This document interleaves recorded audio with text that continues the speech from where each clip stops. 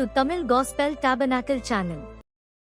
உண்டாவதாக. Glory be to God's holy name. நியாயாதிபதிகளின் புத்தகம் 3ஆம் அதிகாரம் 9ஆம் வசனத்தை நாம் வாசிப்போம். Let us turn to the book of Judges chapter 3 and verse 9. இஸ்ரவேல் புத்திரர் கர்த்தரை நோக்கி கூப்பிட்டபோது கர்த்தர் இஸ்ரவேல் புத்திரரை ரட்சிக்கும்படி காலேபின் தம்பியான கேனாசுடைய குமாரனாகிய ஒத்னியேல் என்னும் ஒரு இரட்சகனை அவர்களுக்கு எழும்ப பண்ணினார்.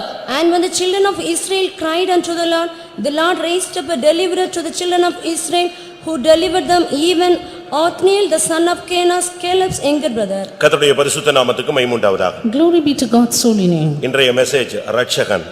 Today's message is deliverer. இல்லட்ட சேவியர்னு சொல்லலாம், ரெண்டுமே சொல்லலாம். Deliverer or savior. ஒரு தேவனுடைய பிள்ளையை குறித்த தேவனுடைய திட்டத்தை நாம் புரிந்து கொள்ள வேண்டும். We need to understand the purpose of God regarding a child of God. ஒவ்வொருவரையும் பூமியிலிருந்து கர்த்தர் வெளியே கொண்டு வருகிறார். The Lord brings out everyone from the earth. மனுஷரிலிருந்து வெளியே கொண்டு வருகிறார். He separates them from among men. பாவத்திலிருந்து வெளியே கொண்டு வருகிறார். From among sin.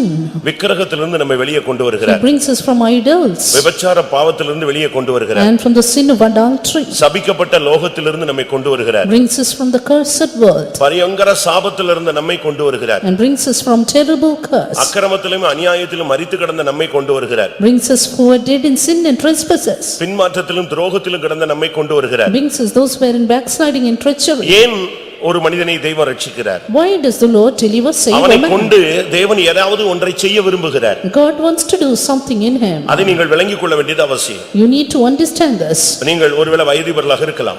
You may be aged ones. இல்ல வாலிபர்களாக இருக்கலாம். Or young ones. இல்ல பழையவர்களாக இருக்கலாம். Or old ones. யாராக இருந்தாலும் சரி, ஒவ்வொருவரை குறித்து தேவனுக்கு ஒரு திட்டம் இருக்கிறது.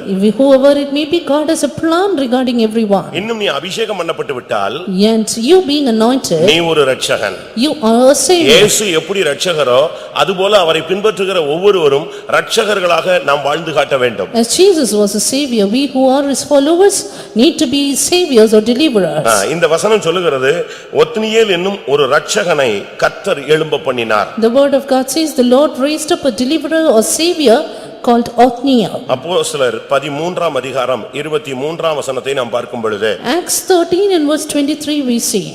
அவனுடைய சந்ததியிலே தேவன் தமது வாக்குத்தத்தத்தின்படியே இஸ்ரவேலுக்கு இரட்சகராக இயேசுவை எழும்ப பண்ணினார். Of this man's seed had God, according to his promise, raised unto Israel a savior Jesus. ஒரு இரட்சகனை எழும்ப பண்ணினது போலவே இஸ்ரவேலுக்காக நமக்காக இயேசு என்னும் இரட்சகரை தெய்வம் எழுப்ப பண்ணினார். As the Lord raised up the deliverer on the other day, for us Jesus, he raised up Jesus as savior. நீங்கள் முழு வேதாகமத்தையும் பார்த்தால் अनेक இரட்சகர்களை நீங்கள் பார்க்க முடியும். Going through the whole Bible we can see various saviors. இரட்சகன் என்றால் என்ன அர்த்தம்? What does a savior mean?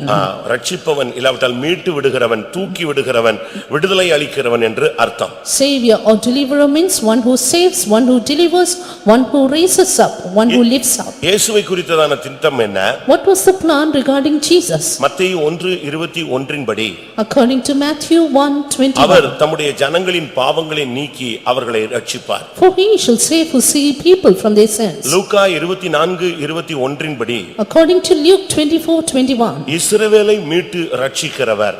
and he is the one who saves Israel. இயேசு கிறிஸ்து இந்த உலகத்திலே ஒரு இரட்சகராக வந்தார். Jesus Christ came forth as a savior to this earth. பாவிகளை ரட்சிக்க கிறிஸ்து இயேசு உலகத்தில் வந்தார் என்று வேதம் சொல்லுகிறது. Word of God says Christ Jesus came into the world to save sinners. இயேசுவை இரட்சகர் என்று நாம் அறிந்திருக்கிறோம். We know Jesus is a savior. பாவத்திலிருந்து மனிதனை ரட்சிக்கிறவர். Redeems man from sins. வியாதியிலிருந்து மனிதனை ரட்சிக்கிறவர். Redeems him from sickness. ஆனால் இங்கே வேதம் சொல்லுகிறது, And here the word of God Othniel says, என்கிற ஒரு தேவனுடைய மனிதனை அவர் இரட்சகனாக எழும்ப பண்ணினார். the Lord raised up Othniel the man of God as a deliverer. நம்ம எல்லாரும் விசுவாசி ஊழியர்கள். We are all servants of God and ஆனா நம்ம believers. எப்போ இரட்சகர்களாய் மாறுகிறோம்? But when do we become saviors? நம்ம என்ன விசுவாசி நினைக்கிறோம், ஊழியர்கள் நினைக்கிறோம். We think we are servants of God and ஏதோ நம்ம believers. சர்வீஸுக்கு வர்றோம், நமக்கு கல்யாணம் கட்டி வைக்கிறாங்க, செத்தா அடக்கம் பண்றாங்க, ஏதோ நம்மால முடிஞ்ச ஒரு காணிக்கையை கொடுக்கிறோம்.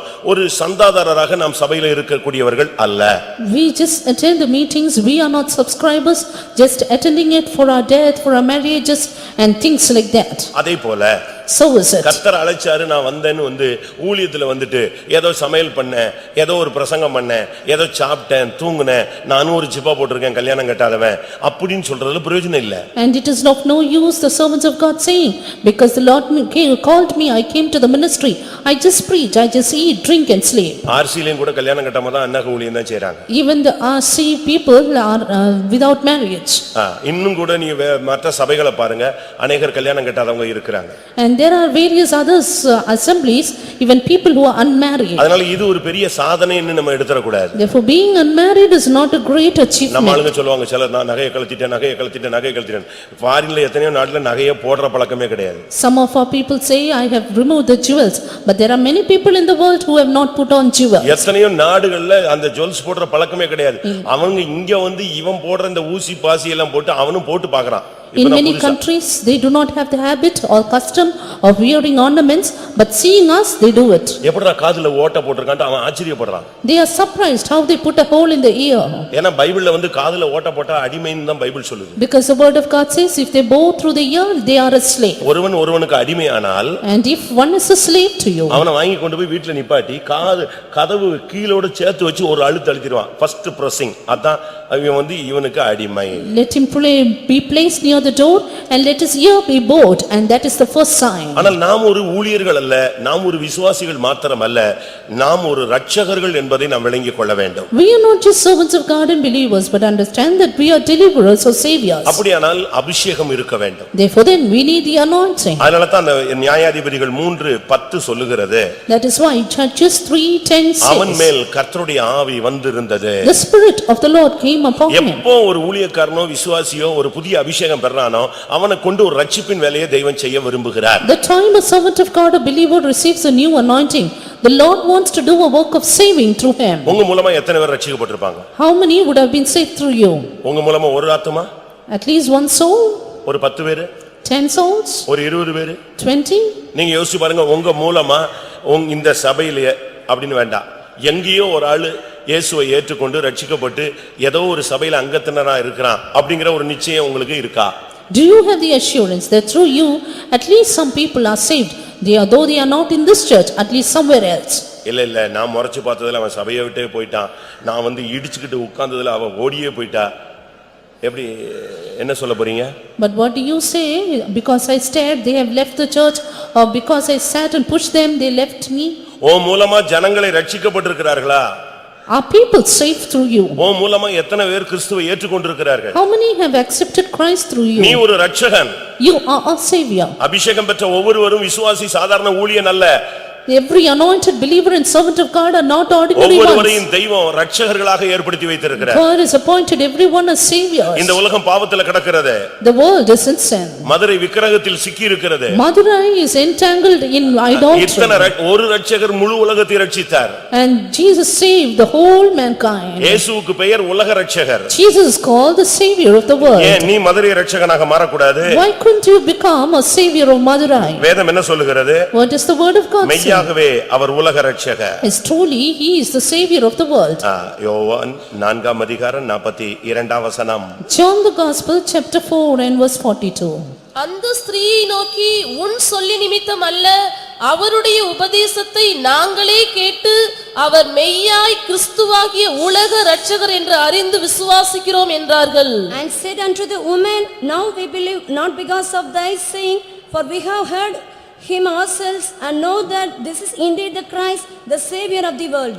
மெய்யாய் கிறிஸ்துவாகிய உலக இரட்சகர். This is indeed the Christ, the Savior of the world. நன்றாக நீங்கள் புரிந்து கொள்ளுங்க, பரலோகம் போணும்னா நீ ஒரு இரட்சகனாய் நான் ஒரு இரட்சகனாய் மாறி இருக்க வேண்டும். Understand, for you and me to go to heaven, we need to become saviors. பரலோகத்தில் நீ போகும் பொழுது உன்னை ஏற்றுக்கொள்வார் உண்டாகும்படி நீங்கள் அழிந்து போகிற உலகப் பொருளினாலே ஆத்துமாக்களை சம்பாதியுங்கள், சிநேகிதரை சம்பாதியுங்கள். You earn friends because of the mammon of unrighteousness, that you may have entry into the kingdom of heaven. உன்னுடைய கற்புள்ள நடக்கையை பார்த்து குடும்பம் ரட்சிக்கப்படணும். That families may be saved through your chaste walk. உன்னை காண்பவன் இயேசுவை காண வேண்டும். That he that will see you may see Christ. உன்னுடைய prayer அநேகரை விடுவிக்க வேண்டும். That your prayer may deliver many. உன்னுடைய விசுவாசம் அநேகரை இழுக்க வேண்டும். That your faith may be known to many. உன்னுடைய பிரதிஷ்டை அநேகருக்கு முன்மாதிரியாக இருக்க வேண்டும். That your consecration may be an example to many. உன்னுடைய தெய்வீகம் ஒரு சமுதாயத்தை இழுக்க வேண்டும். That your divinity may draw the society. இன்றைக்கு எத்தனை பேர் அப்படி ஒரு இரட்சகர்களாக மாறுகிறோம்? How many become such saviors? இரட்சகன்னா கோட் ஷூட் போட்டவன் தான் இரட்சகன் நினைக்க கூடாது, இல்ல ஜிப்பா போட்டவன்லாம் இரட்சகன் நினைக்க கூடாது. Saviors doesn't mean they are the one who have put on coat, suit and jibba. இயேசு இரட்சகராக மாற பரலோகத்தில் பிதாவுக்கு சமமாய் இருப்பதை கொள்ளையாடின பொருளா எண்ணாமல் இறங்கி வந்தார். அவர்தான் இரட்சகர். Jesus took on the form of man and thought it not robbery to be equal with God and came down to earth. He is the savior. பிலிப்பியர் 2 அதிகாரம் 6, 7, 8 இந்த வசனங்களை நீங்கள் பார்க்கும் பொழுது இரட்சகராய் மாற இயேசு என்ன செய்தார்? Philippians 2, 6 to 8. What did Jesus do to become a savior? அடிமையின் ரூபம் எடுத்தார். Took the form of a servant. மனித சாயலானார். He took the form of a man. கீழ்ப்படிந்தார். And he was obedient. அதாவது சிலுவையின் மரண பரியந்தம் தன்னை தாழ்த்தி கீழ்ப்படிந்தார். Obedient even unto the death of the cross. அந்த அவர் இரட்சகராய் மாற இந்த பாதையானால் நாம் இரட்சகராய் மாற நமக்கு எந்த பாதைகள்? If this is the path for him to become a savior, what not for us? நீங்க நினைக்கிறீங்க ஒரே ஒரு இரட்சகர் தான்? You think there is only one savior? இல்ல, அவர் போன பிறகு நம்மை இரட்சகர்களாக வைத்திருக்கிறார். No, after that he has left, he has kept us as the saviors. நீங்க எத்தனை பேர் இந்த சபைக்குள்ள கொண்டு வந்திருப்பீங்க? How many have you brought to the church? எத்தனை பேருக்கு கிறிஸ்துவை நீங்க வெளிப்படுத்தி இருப்பீங்க? How many have you revealed Christ? எத்தனை பேரை நீங்க தெய்வத்தினுடைய பக்கமா திருப்பி இருப்பீங்க? How many have you drawn toward Christ? ரட்சிப்பின் வேலையை நீ எவ்வளவு செய்திருக்கிறாய்? How much have you done the work of salvation? தேவன் உன்னை ஒரு விசுவாசியா வைக்கிறதுக்கு இந்த சபையில கொண்டு வரல, உன்னை இரட்சகனாய் வைக்கிறதுக்கு தான் இந்த சபையில கொண்டு வந்தார். God did not bring you to this church to make you just as a believer, but as a deliverer. அப்படி விசுவாசிக்கிறவங்க கையை உயர்த்தி ஒரு அல்லேலூயா சொல்லுங்க பார்க்கலாம். அந்த ஒரு இயேசு இரட்சகர் முழு உலகத்தை இழுத்தார்னா இவ்வளவு இரட்சகர்கள் மதுரை இழுக்க முடியாதா?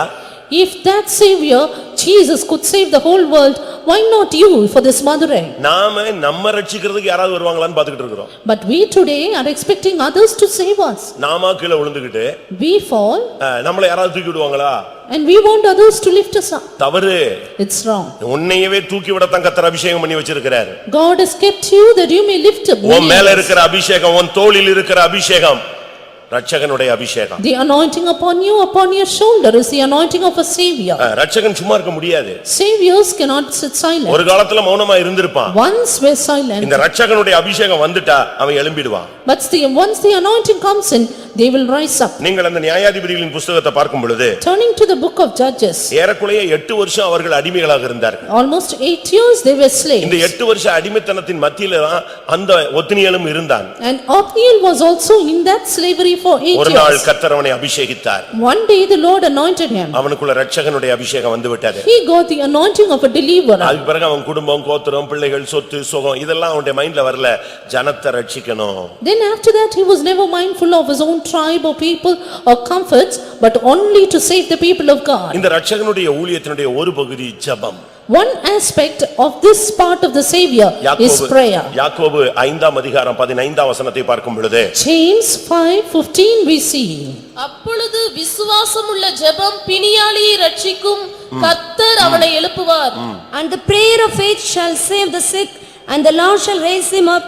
விசுவாசமுள்ள ஜெபம் ஒருவனை ரட்சிக்கும். The prayer of faith shall save the sick. ஒரு இரட்சகன் சொன்னா அவனுக்கு ஒரு பிரேயர் லைஃப் தேவை. If a savior, then a prayer life. ஒரு விசுவாசியே ஜெபிக்கணும். அப்ப இரட்சகன் எவ்வளவு அதிகமாக ஜெபிக்க வேண்டும்? If simple believers should pray much, how much more the savior? உங்களுடைய பிரேயர் லைஃப் எப்படி இருக்குன்னு நீங்க பாருங்க. How is your prayer life? உங்களுடைய பிரேயர் லைஃப் நீங்க மெயின்டைன் பண்றீங்களா? And do you maintain your life? இல்ல டெவலப் பண்றீங்களா?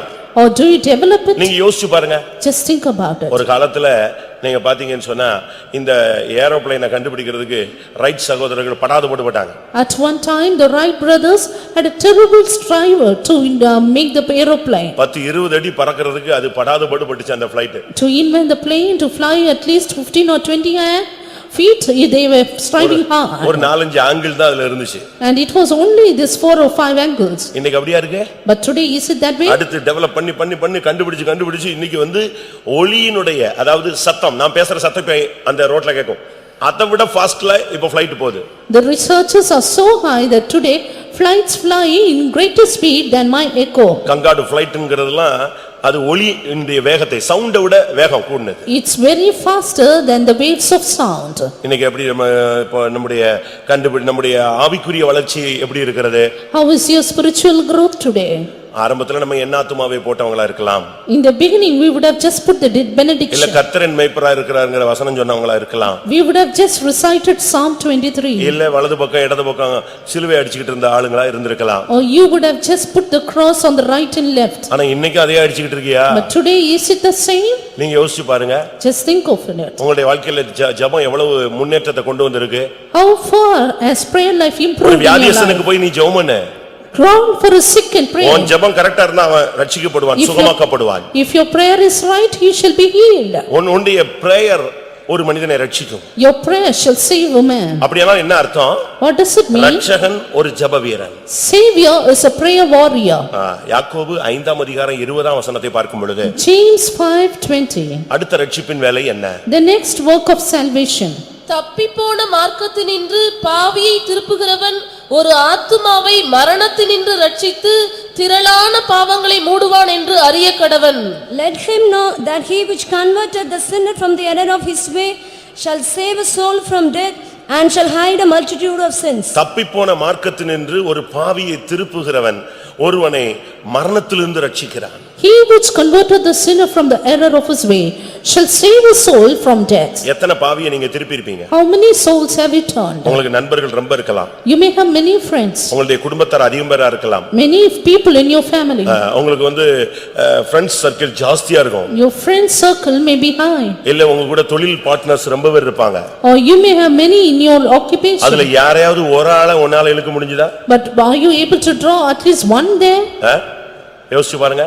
Just think over it. நரகத்திலிருந்து ஒருத்தன் தன்னுடைய ஃப்ரெண்டுக்கு ஒரு letter எழுதினானா? A man wrote a letter from hell to his friend. நீங்க அதை படிச்சிருப்பீங்க இல்ல பார்த்திருப்பீங்க. I think you would have read it or seen it. நரகத்திலிருந்து எழுதுறான். He writes it from hell தன்னுடைய ஃப்ரெண்டுக்கு.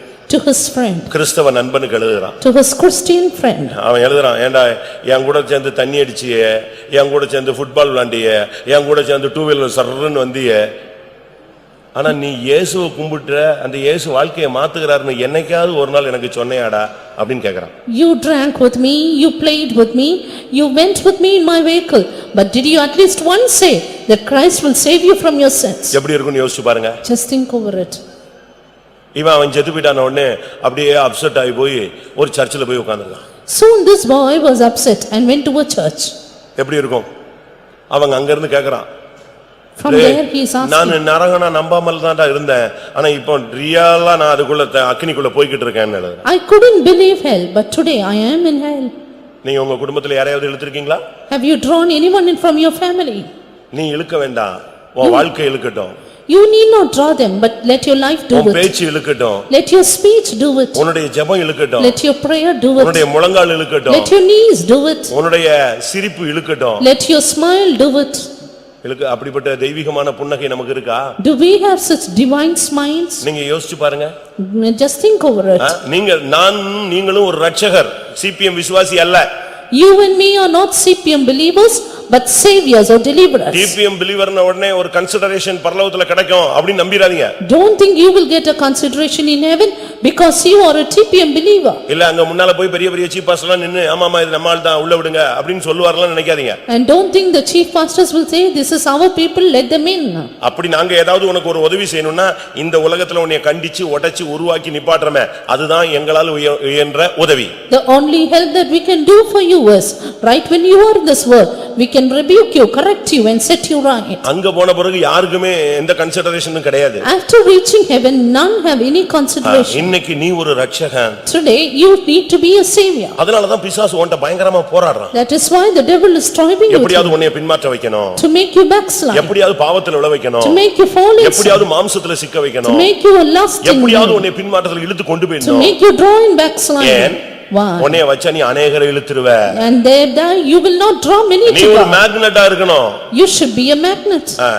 நீ உன் மூலமா அநேகர தேவன் தன்னுடைய பக்கத்துல இழுக்க விரும்புகிறார். And God wants to draw many to his side through you. உன்னை ஒரு கருவியாக தெய்வம் கரத்தில் எடுக்க விரும்புகிறார். God wants to take you in his hand as an எப்படி பிதா instrument. தன்னுடைய குமாரனை இரட்சகராக எழும்ப பண்ணினாரோ அதே போல பரிசுத்த ஆவியானவர் உன்னையும் என்னையும் ஒரு இரட்சகனாக எழும்ப பண்ணுகிறார். As the Father raised up his Son as a savior, the Lord wants to make us saviors for him. நியாயாதிபதிகள் 2ஆம் அதிகாரம் Turning to Judges chapter 2, 16ஆம் வசனம். verse 16. கர்த்தர் நியாயாதிபதிகளை எழும்ப பண்ணினார், அவர்கள் கொள்ளையிடுகிறவர்களின் கைக்கு அவர்களை நீங்களாக்கி ரட்சித்தார்கள். Nevertheless, the Lord raised up judges which delivered them out of the hand of those that spoiled them. ஆத்துமாக்களை பிசாசு கொள்ளையடிக்கிறான். The devil is spoiling the souls. திருடன் திருடவும் கொல்லவும் அழிக்கவும் வருகிறான். The thief cometh not but to steal and to kill and to destroy. யோவான் 10ஆம் அதிகாரத்தில் நாம் பார்க்கும் பொழுது When we see in John the Gospel chapter பிசாசுக்கு 10, ஒரு பெயர் இருக்கிறது. the devil has a name. 10:1. 10:1. அவன் கொள்ளைக்காரன். He is a spoiler. மெய்யாகவே மெய்யாகவே நான் உங்களுக்கு சொல்லுகிறேன், ஆட்டு தொழுவத்துக்குள் வாசல் வழியாய் பிரவேசியாமல் வேறு வழியாய் ஏறுகிறவன் கள்ளனும் கொள்ளைக்காரனுமாய் இருக்கிறான். Verily, verily, I say unto you, he that entereth not by the door into the sheepfold, but climbeth up some other way, the same is a thief and a robber. யோவான் 10:8. John 10:8. All that ever came before me are thieves and robbers, but the sheep did not hear them. எனக்கு முன்னே வந்தவர்கள் எல்லாரும் கள்ளரும் கொள்ளைக்காரருமாய் இருக்கிறார்கள், ஆடுகள் அவர்களுக்கு செவி கொடுக்கவில்லை. இதிலிருந்து நாம் பார்க்கும் பொழுது இந்த கொள்ளைக்காரர்கள் என்கிற ஒரு கூட்டம் தேவனுடைய ஜனத்தை இழுத்துக்கொள்கிறது, இல்லாவிட்டால் அவர்களுடையதை எடுத்துக்கொள்கிறது. There is a group of robbers who draw the people of God or spoil the souls belonging to them. உன்னுடைய கிருபையை எடுத்துருவான். And it will take your grace. உன்னுடைய அபிஷேகத்தை எடுக்கிறதுக்கு ட்ரை பண்ணுவான். Spoil your anointing. உன்னுடைய prayer life-ஐ கொள்ளையடிக்கிறதுக்கு ட்ரை பண்ணுவான். And spoil your prayer life. இரவு நேரத்துல விழித்திருந்து போராடுகிறாய், அந்த விழிப்பின் ஆவியவே எடுத்துருவான். Rob your spirit of watching in the night. சாந்தமாக மனத்தாழ்மையாக அமைதியாக பதில் சொல்லுகிறாயே, அந்த தெய்வீக சுபாவத்தை ஒன்றிருந்து கொள்ளையடிச்சு உன்னை ஷார்ட் டெம்பர் ஆக்கி விட்டுருவான். Rob your divine nature of meekness and make you short tempered. அப்ப இதுல இருந்து என்ன விளங்கிக் கொள்றோம்? From this what do we understand? ஒரு ரட்சகன் என்று சொன்னால் ஜெபிக்கிறவனாக இருக்கணும். If a savior, then he is a prayer warrior. ஒரு ரட்சகன் என்று சொன்னால் பாவியை திருப்புகிறவனாக இருக்கணும். If a savior should convert the sinners. ஒரு ரட்சகன் என்று சொன்னால் கொள்ளைக்காரனிலிருந்து ஜனங்களை மீட்கணும். If a savior, then deliver the people from spoiler. நீங்க எத்தனை பேர் இன்றைக்கு மற்றவர்களுக்காக உதவி செய்கிறோம்? How many of you help others in this way? நெகேமியா 9ஆம் அதிகாரம் 27ஆம் வசனத்தை பார்க்கும் பொழுது Turning to Nehemiah chapter 9 and verse 27. அங்கே சொல்லப்பட்டிருக்கிறது, சத்துருக்களின் கைகளுக்கு நீங்களாக்கி அவர்கள் ரட்சித்தார்கள். They delivered them from the hand of the enemies, we read. இன்னைக்கு பயங்கரமான போராட்டத்துல ஜனங்கள் போறாங்க. Today people are going through terrible struggle. யாருக்காவது மற்றவங்களுக்காக நீங்க போய் ஜெபிக்கிறீங்களா? Do any one of you pray for others? நம்ம சபையில ஏதாவது ஒரு விசுவாசி சோமுலன்னா போய் யாராவது உபவாசம் போட்டு ஜெபிக்கிறோமா? If any believer of our church is sick, do you fast and pray for them? இல்ல ஜஸ்ட் போய் அவங்கள போய் விசாரிக்கிறோமா? Or just at least you visit and inquire? செத்தா கூட நீ போக மாட்டியா? திருப்பி எப்படி நீ நல்லா இருக்கும்போது போவ? Even if they die, they won't go, you won't go. நான் இப்ப சமீபத்துல 2-3 அடக்கத்தை பார்த்தேன். ஒரு 10 பேர் கூட நம்ம விசுவாசிகள் இல்ல. Recently I saw 2 or 3 funeral service, even 10 believers were not there. நான் அடிக்கடி சொல்றது உண்டு, நீ செத்தா ஒருத்தனும் வர மாட்டான்டாப்பா. Very often I used to say, then when you die, no one will come. நீ போனாதானே அவன் வருவான். Only if you go for others, others will come. ஆனா மேரேஜ்ல நான் பாத்துர்க்கேன், அட்டேங்கப்பா குடும்ப சகிதமா தான் உள்ள வர்றான் எல்லாரும். But for the wedding, they come with their whole family. ஏன்? Why? சாவுக்கும் போ. Go for the death also. வேதவசனம் என்ன சொல்லுகிறது? விருந்து வீட்டுக்கு போவதை பார்க்கிலும் துக்க வீட்டுக்கு போவது நலம். அங்கே எல்லா மனிதனுடைய நிலவரமும் என்ன செய்யப்படும்? சிந்திக்கப்படும். Word of God says, it is better to go to the house of mourning than to the house of feasting, for there shall all the end of men be declared. நான் டெத்ல அதிகமா விசாரிச்சு கேக்குறதுன்னா சாட்சி தான். Very often in the death, I much inquire about the அங்கதான் testimony. அவங்க life அழகா வெளியே கொண்டு வரும். Because it is then their life is brought நம்ம out. பார்த்தது வேற ஆளா இருக்கும், அவங்க சொல்றது வேற ஆளா இருக்கும். We may see him as one person, but they are pictured as another. அவங்களை எப்படி ரட்சித்தாரு, அவங்களை எப்படி இழுத்தாருங்கறதெல்லாம் அன்னைக்கு சொல்லும்போது ஆச்சரியமா இருக்கும். And there about their salvation, about their conversion, it is really surprising. நான் போற இடத்துல எல்லாம் சாட்சியில அவங்க பையன் சொல்லணும், இல்ல புருஷன் சொல்லணும், இல்ல மனைவி சொல்லணும். அங்க உட்கார்ந்து அழுதுகிட்டுலாம் இருக்கல, சொல்லணும் என் புருஷன் தெய்வீகமானவர்னு சொல்லணும். And I believe in the testimonies, the wife or the husband or the children should testify and not keep crying. எத்தனை பேரை நீங்க சத்துருக்களின் கையில இருந்து தப்புவிச்சிருப்பீங்க? How many of you have delivered others from the hand of the பிசாசின் enemies? பிடியில பாதிக்கப்பட்ட குடும்பங்கள் உண்டு, அதுக்காக நீங்க எத்தனை பேர் ஜெபிச்சிருப்பீங்க? There are families in the clutches of the devil, and how many have prayed for them? ஏசாயா 19:20 பார்க்கும் பொழுது Isaiah 19 and verse 20. 19ஆம் அதிகாரம் 20ஆம் வசனம். அது எகிப்து தேசத்திலே சேனைகளின் கர்த்தருக்கு அடையாளமும் சாட்சியுமாயிருக்கும். ஒடுக்குகிறவர்களின் நிமித்தம் அவர்கள் கர்த்தரை நோக்கி கூப்பிடுவார்கள். அப்பொழுது அவர்களுக்கு ஒரு இரட்சகனையும் ஒரு பெலவானையும் அனுப்பி அவர்களை விடுவிப்பார். And it shall be for a sign and for a witness unto the Lord of hosts in the land of Egypt. For they shall cry unto the Lord because of the oppressors, and he shall send them a savior and a great one, and he shall deliver them. ஒரு இரட்சகனை ஒரு பெலவானை அனுப்பி அவர்களை விடுவிப்பார். He shall send them a savior and a great one and save them. ஒரு அடக்காரன்ல நான் போனபோது I went for a funeral service. அந்த அம்மா சாட்சி சொன்னாங்க, அவங்க புருஷன் இறந்துட்டாரு, நான் தான் அடக்கம் பண்றேன். அந்த அம்மாவுக்கு மைக் கொடுத்தாச்சு. The husband was dead and the mother was given the mic to testify. அவங்க அந்த ரட்சிப்பை பத்தி பேசினாங்க. She spoke about his salvation. எங்க வீட்டுக்கு எதிர்த்த வீட்ல ஒரு சிபிஎம் விசுவாசி இருந்தாங்க. There were TPM believers opposite my house. அவங்க வீட்டுக்கு அடிக்கடி ஊழியக்காரங்க விசிட்டிங் வருவாங்க. Very often servants of God come for a visiting. அதுபோல ஒரு நாள் எங்க வீட்டுக்கு அந்த ஒரு நாள் காலையில அந்த ஊழியக்காரர் வந்து எங்க வீட்டு கதவை தட்டிட்டாரு. One day morning the servant of God came and knocked our door. இவங்க எந்திரிச்சு போனாங்களா? And she went. உங்க விசுவாசி வீடு அதுன்னு சொன்னாங்க. And your believers are there, I said. அவர் சொன்னாரா, நான் அவங்கள பார்க்க வரல, உங்களை தான் பார்க்க வந்தேன். But the servant of God said, not them, I want to see you. என்னன்னு கேட்டாங்க. What? உங்க வீட்டுக்காரர் சீரியஸா இருக்குன்னு ஆண்டவர் சொன்னாரு, அதுக்கு தான் வந்தேன் நான். The Lord said, your husband is serious, therefore I came here. அப்படியே அந்த குடும்பம் உண்மையாவே இவங்க வீட்டுக்காரர் இங்க சீரியஸா இருக்காரு, வீட்டுக்குள்ள படுத்து கிடக்குறாரு, இவங்க நைட் எல்லாம் உட்கார்ந்து அழுதுகிட்டு இருக்காங்க. Yes, that was a fact, and the family was crying because of his serious illness. ஜனங்களை சத்துருவின் கையில இருந்து ஒடுக்குகிறவனுடைய கையில இருந்து நீங்கள் ரட்சிக்க வேண்டும். You have to save the people from the hand of the oppressors. இன்னைக்கு மனித சமுதாயம் எவ்வளவு கஷ்டத்துல இருக்கு தெரியுமா? Today the mankind is in severe terrible difficulty. சிறைச்சாலை ஊழியங்கள் இருந்தது. There were prison ministries. Hospital ministry இருந்தது. There were hospital ministries. School ministries இருந்தது. There were school ministries. Village ministries இருந்துச்சு. Village ministries. இப்போ எந்த மினிஸ்ட்ரி எல்லாம் எங்கிட்டு போச்சுனே தெரியல. But where disappeared all these ministries? சிறைச்சாலை ஊழியங்கள் எல்லாம் अनेகரை சந்திக்கப்பட்டு இப்போ கவர்மெண்ட்ல அதுக்கு அதிகமா பெர்மிஷன் தரது இல்ல.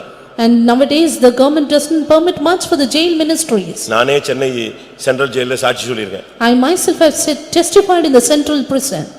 நானே சாட்சி சொல்லிருக்கேன். I myself have done it. நம்ம சபை சார்புல ஒரு நாள் ஒரு மீட்டிங் வைப்பாங்க. One day we will have a meeting on the base of a church. எனக்கு முன்னால ஆயுள் கைதி ஒருத்தர் சாட்சி சொல்றான். There was a life sentence person who testified before me.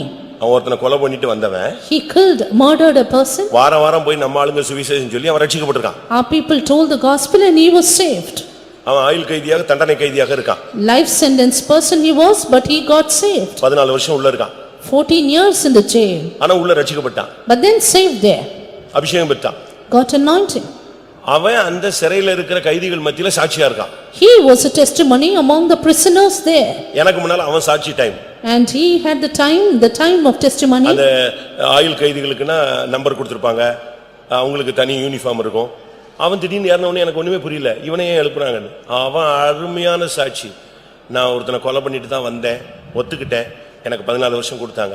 இப்போ நீங்க எல்லாரும் பார்க்குற மாதிரி என்னை இயேசு ரட்சிச்சிருக்கிறார், என்னை மாத்தி இருக்கிறார் சொல்றான். அவங்க எல்லாரும் ஆமா உண்மைதான், இவங்க சபை ஜெயிலே சாட்சியா இருக்கிறார். You know the life sentence prisoners have their own uniform. When he was up to the pulpit I marveled, but then he told a beautiful testimony as to how Jesus saved him. And after that he accepted his sins. நீங்க எத்தனை பேர் ரட்சிச்சிருப்பீங்க? Yes, how many have you saved? ஒடுக்கப்பட்ட எத்தனை பேரை நீங்க சத்தியத்துல கொண்டு வந்திருப்பீங்க? How many oppressed ones have you brought to the பிடியில truth? இருந்த எத்தனை பேரை நீங்க சபைக்குள்ள கொண்டு வந்திருப்பீங்க? Those who were in the hand of the enemies, how many did you bring them? கொள்ளைக்காரனுடைய கையில இருந்து எத்தனை ஆத்துமாக்களை நீங்க விடுவிச்சு கொண்டு வந்திருப்பீங்க? How many souls did you save from the hand of robbers? பலவானை முந்தி கட்ட வேண்டும் என்று வேதம் சொல்லுகிறது. The word of God says first bind that strong. எத்தனை பாவியை நீங்க திருப்பி இருப்பீங்க? How many sinners have you turned? எத்தனை பேரை ஜெபிச்சு சுகமாக்கி இயேசுவை அறிய வைத்திருப்பீங்க? How many have you healed by your prayer and made them know Jesus? ஒரு சகோதரனை சந்திச்சேன். I visited a brother. அவங்க பையன் போன வருஷம் இங்க இருந்து ஊழியத்துக்கு போனான். And his son went for the ministry from here last year. Madurai லோக்கல்ல இருந்து போனான். From Madurai local. அவர் ஒரு ஊழியம் செய்றாரு. He was doing a ministry. அவங்க சொந்தக்காரங்க சொத்துக்காக ஒரு அடிதடி ஆயிடுச்சு. His relatives fought for the property. அதனால தப்பி போயிட்டாங்க. பட் அந்த அம்மா கோமா ஸ்டேஜ்ல போய் கொஞ்சம் தெளிவு கிடைச்சது. They escaped, but the mother, she came out from a coma stage. 4 வருஷம் சென்னையில ஜிஹெச்ல இருந்தாங்க. 4 years in GH in Chennai. அவங்களால எழும்பி உட்கார முடியாது. She rose up and sat. இந்த பையன் தான் எல்லாம், இவர்தான் இப்ப பாஸ்டரா இருக்காரு, அவர்தான் பார்க்கணும். It is this son who was looking after her. 4 வருஷம் அப்படியே படுத்த படுக்கையாவே கிடந்த ஒரு தாய். 4 years entirely bedridden. அன்னைக்கு காலையில 2 சிஸ்டர்ஸ், யாரோ எந்த சபையோ 2 பேர் வந்து அவங்களுக்கு சுவிசேஷம் சொல்லி ஒரு பிரேயர் பண்ணிட்டு போயிருக்காங்க. That morning 2 sisters from some other church, they came and prayed and told them gospel. அவங்க வந்தவங்க யாருன்னு அவருக்கு தெரியல. She did not know who they were. அதுக்கு பிறகு இவர் சாப்பாடோ ஏதோ வாங்க வெளியே போயிட்டாரு. After that, this son went out in order to get the food. அவங்க இயேசுவை சொன்னாங்க, ஒரு பிரேயர் பண்ணாங்க, ஒரு நோட்டீஸ் கொடுத்தாங்க, போயிட்டாங்க. They declared Jesus, offered a prayer, gave them the tract and went away. இந்த அம்மா படுத்தே கிடந்துச்சு. This mother was lying down. இவர் போய் வெளியே ஏதோ சாப்பாடு ஆகாரம் வாங்க போயிட்டு வரும்போது, And this boy, after he returned getting the meals, கட்டில்ல அம்மாவை காணோம். and he did not see his mother. பயந்துட்டாங்க. He was 4 afraid. வருஷமா படுக்கையில தான் எல்லாமே போய்கிட்டு இருக்கு. இப்ப திடீர்னு பார்த்தா படுக்கையில யாரை காணோம்? அம்மாவை காணோம். Bedridden for 4 years, now suddenly she has disappeared. யாரும் இவங்களை கவனிக்கவும் இல்ல. And nobody looked after her பக்கத்து also. பெட்ல எல்லாம் போய் கேட்டா எங்க அம்மான்னு, அவங்களும் ஆமா தம்பி படுத்தானே இருந்தாங்க, என்ன ஆச்சு தெரியல. இவனுக்கு பயம் என்னவோ நடந்து போச்சு. கடைசில பார்த்தா அவங்க அந்த வராண்டால கம்பியை பிடிச்சு நடந்து போய்கிட்டு இருக்காங்க. He went all around searching for her, but finally he found her going through the veranda. இவன் ஓடி போய் கட்டி பிடிச்சாரு. He went and hugged her. இல்லப்பா இயேசு என்னைய சுகமாக்கிட்டார். And she said, Jesus, heal me. எப்படி இருக்கும்? How would it be? 4 வருஷமா அப்படியே அடிபட்டு நொறுங்கி போய் கிடந்த அந்த சரீரத்துல அந்த ஒரு ஜெபமும் அந்த ஒரு சுவிசேஷமும் அவங்களை எழுப்பிடுச்சு. Body which was bedridden for 4 years, but that prayer and the gospel quickened her. நமக்கு 12 மணி ஆயிடுச்சுன்னா சோத்திரம். ஏன்னா அங்க மட்டன் வச்சிட்டு வந்திருக்கிறோம், போய் சாப்பிடலன்னா எவனா தூக்கிட்டு போயிடுவான், என்ன பண்றது? For us, once it is 12, we keep praising God because we want to go out. ஒரு வாரமா துவைக்காம இருக்கிறதெல்லாம் இன்னைக்கு தான் நாங்கள் துவைக்க வேண்டும். And we want to wash all our clothes which are for 1 week. இன்னைக்கு தான் வர வேண்டிய சொந்தக்காரங்க எல்லாம் வர சொல்லி இருக்கிறேன். And we have invited our relatives. Daily காலையில தூங்காம அலைஞ்சு இன்னைக்கு ஒரு நாள் தான் நான் தூங்க முடியாத பிரதிஷ்டையே பண்ணி இருக்கிறேன். It is just this one day for my rest after this week. இப்படிலாம் நம்ம வச்சிக்கிட்டு போய் 6 மணி வரைக்கும் தூங்கி இங்கி ஊழியத்தை மொத்தமா ஒழிச்சிட்டோம். Having so many things like this, we sleep till 6 and have lost our ministry. யாரை தேடி போன? Whom did you go and உன்னை see? தேடி ஒரு ஆள் வந்ததனால தான் நீ ரட்சிக்கப்பட்ட. It is because one person came in search of you, you were saved. அவர் பரலோகத்திலிருந்து வந்தது மாத்திரமல்ல, இந்த உலகத்துல இருந்த ஏற்கனவே ரட்சகர்கள் இந்த சுவிசேஷத்தை சொன்னதனால தான் நமக்கு இந்த ரட்சிப்பு கிடைத்தது. Not only that, he came down from heaven. It is because there were saviors upon this earth that we got saved. நீ ஜிப்பா போட்டு இந்த ஊழியத்துக்கு வந்து இதுக்குள்ள கழுத்தை நுகத்துக்குள்ள நீ சிக்கணும்னு கூட நான் சொல்லல. வெளியே இருந்தாவது ரட்சிப்பின் வேலையை செய்து பாரு. Not that you should come under the yoke of ministry, but being outside you can do this job. ஒரு ஆத்துமா One soul. பரலோகத்துல போகும்போது உன் லைனுக்கு பின்னால அப்படி திரும்பி பார்த்தா ஒரு ஆளாவது நிக்கிறானான்னு பாரு. When you go to heaven, at least you turn back to see one soul behind you. Pastor Don அவர்கள் சொல்லும் பொழுது, Pastor John used to say. Don Pastor Don used to say. பரலோகத்துல நீ நிக்கும் பொழுது உனக்கு பின்னால ஒரு பெரிய லைன் நிக்கணும். When you go to heaven, there should be a big queue behind you. அது எப்படி நடக்கும்? How will this possible? உன் ஜெபம், It's your prayer. ஒவ்வொரு நாட்டுக்கு நீ ஜெபிக்கணும். Pray for every country. எனக்கு தெரியும் மேப்பை தொட்டு ஜெபிக்கிற ஊழியக்காரங்க விசுவாசிகளை தெரியும். I know servants of God and believers who touch the map and pray. ஒவ்வொரு மேப்ல உள்ள ஒவ்வொரு ஊரையும் சொல்லி ஜெபிக்கிறவங்க இருக்காங்க. There are people who name the places in the map and pray. ஊர் பேரை எழுதி வச்சிட்டு ஜெபிக்கிறவங்க இருக்காங்க. There are the ones who write the name of the countries and pray. தெரிஞ்சவங்க பேரெல்லாம் சொல்லி ஜெபிக்கிறவங்க இருக்காங்க. Write the name of familiar ones and pray. ஏன் உன் ஆபீஸ்க்காக நீ ஜெபிக்க கூடாது? Why can't you pray for your office? ஏன் உன் கம்பெனில வேலை செய்றவங்களுக்கு உனக்கு கீழயோ மேலயோ வேலை செய்றவங்க இல்ல உன்னுடைய கூட இருந்த கொலீக்ஸ்க்காக ஏன் ஜெபிக்க கூடாது? Why can't you pray for your colleagues and those who work with you? நீங்க உங்கள் எத்தனை பேர் ரட்சகர்கள்னு நீங்க How many அந்த of you- எத்தனை பேருக்கு ரட்சகனுடைய அபிஷேகம் இருக்கு? How many of you have the anointing of saviors? நீ வெறுங்கையா பரலோகத்துல போன நின்னா ஒண்ணுமே இருக்காது. Empty handed, if you go to heaven, nothing will be there. ஒரு மகிமை இல்லாத ஒரு இடத்துல உட்கார்ந்து வேடிக்கை பார்த்துட்டு இருப்ப. You will only have to sit and spectate in a place without glory. சூரியனுடைய மகிமை வேறு. The glory of the sun is சந்திரனுடைய different. மகிமை வேறு. Glory of the moon is different. நட்சத்திரங்களுக்கும் மகிமைக்கு மகிமை என்ன உண்டு? வித்தியாசம் உண்டுன்னு பைபிள் சொல்லுது. And even the stars differ in the glory. நாம் போறதே தரிக்கணத்தானா இருக்கு, இன்னும் நானும் வேற 4-5 வரை இழுத்துட்டு போக முடியுமா அப்படிங்கறீங்களா? I myself going is difficult, how can I draw 4 or 5? அந்த நாகமானுடைய வீட்ல ஒரு சின்ன பிள்ளை, இஸ்ரவேலின் சின்ன பிள்ளை வேலைக்காரியா இருந்தா. There was a little damsel in the house of Naaman who was a servant. ஒரு சின்ன பிள்ளை தான். Little girl. அந்த பிள்ளைக்கு ஒரு சுவிசேஷத்தின் ஆவி இருந்துச்சு. But she had the spirit of gospel. அவன் தான் இவளை அடிமைப்படுத்தி வச்சிருக்கான். And it is he who was engaging ஆனாலும் அந்த her. இடத்துல அவ ஒரு சுவிசேஷம் சொன்னா. But there she declared the gospel.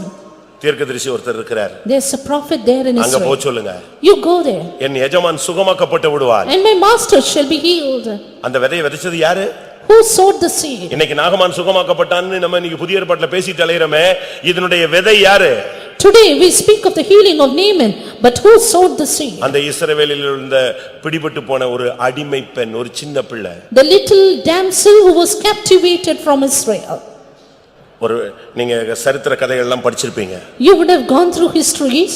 ஒரு பிள்ளையினுடைய தகப்பன் ஒரு குற்றவாளியாய் மாறி அவனுக்கு மரண தண்டனை விதிக்கப்பட்டது. Father of a child became accused and he was sentenced to death. அதுல இருந்து அவன் விடுதலையாக்கப்படணும்னா ஜனாதிபதி வேணா என்ன செய்யலாம்? கருணை மனுல கையெழுத்து போட்டா மரண தண்டனையில இருந்து தப்பலாம். And maybe if there is the signature of the president, he can escape death.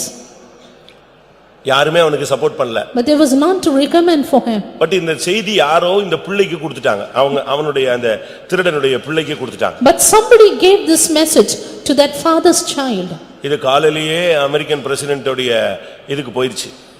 வாசல்ல போய் நின்னுடுச்சு. She went to the White House of the American president. நான் பிரசிடென்ட் அங்கிளை பார்க்கணும்.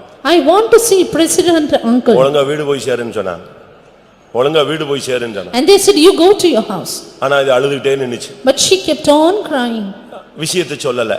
Did not say the matter. கடைசில மெசேஜ் உள்ள போச்சு. Finally the message went in. சரி அந்த பிள்ளை தானே, பாதுகாப்புக்கு ஒண்ணும் பிரச்சனை வராது, கொண்டு வான்னு சொல்லு. It's a little child, no protection needed, therefore bring her in. இது சொல்லுச்சு. She said, அங்கிள் உங்களுக்கு பிள்ளை இதே மாதிரி என்னை மாதிரி பாப்பா ஏதாவது இருக்கா? Uncle, do you have children like me? இருக்கு. Yes. அந்த பிள்ளை கேட்டா எல்லாம் செஞ்சிருவீங்களா? And whatever they say, will you do? அந்த பிள்ளை செத்து போயிட்டா உங்களுக்கு எப்படி இருக்கும்? And if that child dies, how will you feel? இல்ல நீங்க செத்துட்டா அந்த பிள்ளையினுடைய நிலவரம் எப்படி இருக்கும்? Or if you die, how will your children live? இப்படி எல்லாம் கேட்டவனே அவன் குழம்பிக்கிட்டே இருந்தான், என்னடா இந்த பிள்ளை தலையை சுத்துறாளே. And he was just roaming கடைசில over. சொல்லுச்சு, இன்னைக்கு இத்தனாம் தேதி நீங்க தூக்கு தண்டனை போட்டிருக்கீங்களே, மரண தண்டனை, அது எங்க டாடி தான், எனக்கு எங்க டாடி வேணும், தயவு செய்து நீங்க அவங்கள மன்னிச்சிருங்க, எனக்கு ஒரு சான்ஸ் கொடுத்து எங்க அப்பாவை எனக்கு கொடுங்கன்னு கேட்டுச்சு. Finally she said, you see a death sentence on this day, this is for my father, kindly forgive him, I need my daddy. அவன் அப்படியே உட்கார்ந்து அழுதுட்டான். He wept. கையெழுத்து போட்டு கொடுத்துட்டான். Signed the paper. ஒரு 2 நிமிஷம் பிரேயர் ஒருத்தனை மரண தண்டனையில இருந்து வெளியே கொண்டு வந்துருச்சு. Just 2 minutes of request or petition saved a soul from death. நீ ஒரு முழங்கால் போட்டு பாரு. You try being on knees. கொஞ்ச நேரம் கண்ணீர் வடிச்சு பாரு. Try shedding tears. கொஞ்ச நேரம் கை உயர்த்தி பாரு. Try lifting your hands. உன் இருதயத்தை கொஞ்சம் உடைச்சு பாரு. Try breaking your heart. தேவன் உன்னை இரட்சகனாய் மாற்றி இருக்கிறாரா இல்லையாங்கறதை நீ கண்டுபிடிச்சிடலாம். Then find whether God is making you a savior. இரட்சகன் சும்மா இருக்க மாட்டான். Savior cannot be silent. இரட்சகனுக்கு மத்தவங்க பிரச்சனையை பார்த்துட்டு சும்மா இருக்க முடியாது. ஓடி போய் தலையை கொடுக்க மாட்டான், முழங்கால்ல நிப்பான். Savior cannot be silent looking at the problem of others, but he will pray soon. அதுதான் இரட்சகனுடைய ஊழியம். That is the work of a man. இந்த ஜனம் படுகிற பாடு, இந்த வேதனைகளை கண்டு தேவகுமாரனாக பிதாவுக்கு சமமாய் இருப்பதை எண்ணாமல் அடிமையின் ரூபம் எடுத்து இயேசு தன்னை இந்த பூமியிலே தாழ்த்தி வந்தார். Looking at the wretched stage of mankind, Jesus thought it not robbery to be equal with God, but came down in the likeness of man. நான் திரும்பவும் சொல்லுகிறேன். I repeat, நீ இந்த சபைக்கு ஒரு வழிபோக்கன் அல்ல. you are not a wayfaring man for this church. நீ இந்த கிறிஸ்தவத்துக்கு நீ ஒரு பரதேசி அல்ல. You are not a stranger for this நீ Christianity. ஒரு இரட்சகன். But you are a savior. எரேமியா 14 அதிகாரம் 8 வசனத்தை பார்க்கும் பொழுது Jeremiah 14:8. இஸ்ரவேலின் நம்பிக்கையே, ஆபத்து காலத்தின் அந்த இரட்சகரே, நீர் தேசத்தில் பரதேசியை போலவும் ராத்தங்க இறங்குகிற வழிபோக்கனை போலவும் இருப்பானேன். O the hope of Israel, the Savior thereof in time of trouble, why shouldest thou be as a stranger in the land and as a wayfaring man that turneth aside to tarry for a night? இஸ்ரவேலின் இரட்சகரே, நீ எப்படி வழிபோக்கனை போல இருக்கலாம்? Oh, the hope of Israel, how will thou be the wayfaring man? ராத்தங்க இறங்குகிற ஒரு பரதேசியை போல நீர் எப்படி ஒரு பார்ட் டைம் விசிட் பண்ணலாம்? How will thou have a part-time visit like a stranger in the land? ஒரு இரட்சகன் வழிபோக்கனை போல இருக்க கூடாது. A savior should not be a stranger. நீ இந்த சபைக்கு ஒரு சந்தாதாரராக, ஆடியன்ஸாக, வெல்விஷராக இருக்க கூடாது. You are not a subscriber nor a well-wisher of the பைபிளை church. தூக்கிட்டா நீ ஒரு இரட்சகன். You lift up the Bible, become a savior. அபிஷேகம் பெற்றுவிட்டால் நீ ஒரு இரட்சகன். Receive the anointing, become a இந்த savior. சத்தியத்தின் ஆழத்தை அறிந்தால் நீ ஒரு இரட்சகன். Know the depth of the truth, become a savior. நீ தேவனுக்காக எதையாவது செய்ய வேண்டும். Do something for Jesus. தேவன் உன் மூலமா எதையாவது செய்ய வேண்டும். And God should do something through you. ஒருவேளை நீ எனக்கு தகுதி இல்லைன்னு சொல்லலாம். You may say, தகுதி இல்லைன்னு I am சொல்லலாம். not worthy for that. பரிசுத்தம் இல்லைன்னு சொல்லலாம். I don't have holiness. எனக்குள்ள இன்னும் எவ்வளவோ பாவங்கள் இருக்குன்னு I சொல்லலாம். have so many sins in me. அதெல்லாம் நீ பத்தி கவலைப்படாத. Don't worry about அந்த that. இஸ்ரவேலிலே அந்த பெண் அடிமையாகத்தான் சீரியாவுல கிடந்தாள். That damsel was a slave in Syria. அந்த அடிமைத்தனத்துல இருந்தா அடிமைன்னு சொல்லல. அவளால் முடிந்த ஒரு ஊழியத்தை செய்தாள். She did not keep on saying I am a slave, but she did the ministry she could. சத்தியத்தை நீங்க புரிஞ்சுக்கொள்ளுங்க. Understand the truth. உனக்குள்ள ஒரு பலவீனம் இருக்கலாம். You may have a weakness, அதை தேவன் சரி செய்வார். but God will put it right. உனக்குள்ள சில தோல்விகள் இருக்கலாம். You may have failures, அதை தேவனால் மாற்ற முடியும். but God can change it. ஆனாலும் But உன் மூலமாய் தேவன் செய்யணும்ங்கறதை நீ செஞ்சுக்கிட்டே இருக்கணும். what God ought to do through you should be அதை done. நீ விட்டுற கூடாது. Never fail in it. ஏனென்றால் உன் மேல் இருக்கிற அபிஷேகம் இரட்சகனுடைய அபிஷேகம். Because the anointing in you is the anointing of a savior. அபிஷேகம் பெற்ற எல்லாரும் இரட்சகர்கள். All those anointed are saviors. இங்கே என்ன நடந்தது? What happened? நியாயாதிபதிகள் 3ஆம் அதிகாரத்தில் 8 வருஷம் ஒரு அடிமைத்தனத்தில் அவர்கள் சிக்கி இருந்தார்கள். Turning to Judges 3, they were in the slavery for 8 years. இந்த நேரத்துல கர்த்தரை நோக்கி அவங்க ஜெபிக்கிறாங்க. These people cried unto the Lord. இப்ப ஒத்னியேல் அப்படினு ஒரு ஆளை கர்த்தர் எழுப்புறார். The Lord raised up a man called Othniel. அப்படினா என்ன அர்த்தம்? What does it mean? தேவனுடைய படைன்னு அர்த்தம். The host of God. நீ ஒரு தேவனுடைய சேனை. You are the army of God. ஏதோ ஒரு சும்மா சாதாரணமா வந்துட்டு சோத்ரன்னு எங்கிட்டாவது ஒரு சந்து பொந்துல உட்கார்ந்துட்டு எந்திச்சு ஓடிர கூடாது. You don't sit, just praise God and go away. நீயோ கர்த்தராகிய இயேசு கிறிஸ்துவுக்கு ஒரு நல்ல போர்ச்சேவகனாய் தீங்கை அனுபவி. But thou therefore and your hardness is a good soldier for Christ. நீ ஆண்டவருடைய சேனையைச் சேர்ந்தவன். You belong to the army of God. சூலமித்தியிலே என்னத்தை காண்கிறீர்கள்? What do you see in the Shulamite? இரண்டு சேனைகளை நாங்கள் காண்கிறோம். As it a company of two armies. உன்னத பாட்டுல மணவாட்டியை குறித்து ஒரு வார்த்தை கேட்கப்படுகிறது. A word said about the bride in Song of Songs. மணவாட்டியிலே என்னத்தை காண்கிறீர்கள்? What do you see in the bride? உன்னத பாட்டு 6ஆம் அதிகாரம் கடைசி பகுதியை 13ஆம் வசனத்தினுடைய கடைசி பகுதியை பார்க்கும் பொழுது Song of Solomon 6, the last portion of verse 13. Shulamite சூலமித்தியில் நீங்கள் என்னத்தை பார்க்கிறீர்கள்? அவள் இரண்டு சேனையின் கூட்டத்துக்கு சமானமானவள். மணவாட்டி சபையிலே நீங்கள் எதை காண்கிறீர்கள்? இரண்டு கூட்டத்தை காண்கிறோம். What do you see in the bridal church? Two armies. ஒன்று ஊழியர்கள் என்ற சேனை. One, the army of servants of God. இரண்டாவது விசுவாசிகள் என்கிற சேனை. Two, the army of believers. இந்த ரெண்டு சேனையும் சேர்ந்துதான் மணவாட்டி. These two armies together become the bride. அதுதான் சூலமித்தி. That's Shulamite. சூலமித்தியில் என்னத்தை பார்க்கிறீர்கள்? அங்க ரெண்டு சேனையை பார்க்கிறோம். What will you see in the Shulamite? Two armies. இவன் என்ன செஞ்சான்? இந்த Othniel What did Othniel do? நீ கர்த்தருடைய இரட்சகனாக இருந்தால், If you are a savior of அந்த God, அபிஷேகம் இருக்கும் பொழுது, when you have the anointing, ஆவி அவன் மேல வந்த உடனே when the Spirit came upon him, அவன் நேர போய் அந்த மெசொப்பொத்தாமியாவின் ராஜாவாகிய கூஷான் ரிஷதாமியை கொன்று விட்டான். he straight went to the king of Mesopotamia who was Chushan Rishaim and killed him. இந்த ஜனங்களை அடிமைப்படுத்தின சக்தி எது? That was the power that encapsulated the people. Mesopotamia. Mesopotamia. மெசொப்பொத்தாமியானா என்ன? Mesopotamia means what does it mean? அது Abraham ஏற்கனவே ரட்சிக்கப்படுறதுக்கு முன்னால இருந்த இடத்தினுடைய ஒரு பெயர். The place where Abraham was before he was saved. அப்போஸ்தலர் 7ஆம் அதிகாரம் 2ஆம் வசனம். Acts 7:2. அதற்கு அவன் சகோதரரே, பிதாக்களே கேளுங்கள். நம்முடைய பிதாவாகிய ஆபிரகாம் காரானூரிலே குடியிருக்கிறதற்கு முன்னமே மெசொப்பொத்தாமியா நாட்டிலே இருக்கும்போது, மெசொப்பொத்தாமியா நாடு அது ஜென்ம தேசம். The native land Mesopotamia. இந்த ஆவி, இந்த ஜென்ம சுபாவம் தான், இந்த பழைய மனுஷன் தான் இன்னைக்கு அநேகரை 8 வருஷமா 10 வருஷமா பிடிச்சு வச்சிருக்கான். It is this natural man. It is this old man which has captivated people for long years. ஞானஸ்நானத்திலேயே ஜென்ம சுபாவம் செத்துருக்கணும். Right at baptism, our natural man should have died. அபிஷேகம் பெற்ற உடனே இந்த ஜென்ம சுபாவம் சாவறது மாத்திரமல்ல, எரிச்சு சாம்பலாக்கிடணும். During the anointing, not only our sins of nature is died, but it should be burnt.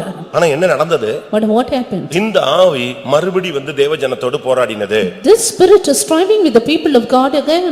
நம்ம விட்டு வந்த அந்த வல்லமை மறுபடி நம்மோடு போராடிட்டே இருக்கும். That power which we have left is striving again. அந்த ஜென்ம சுபாவம் திடீர்னு உள்ள வந்திருது பாத்தீங்களா? See the sins of nature, the natural sins அந்த are பழைய crying. அனுபவங்கள் சில நேரத்துல நமக்குள்ள தலையெடுக்கும். The old experiences are lifting up the head.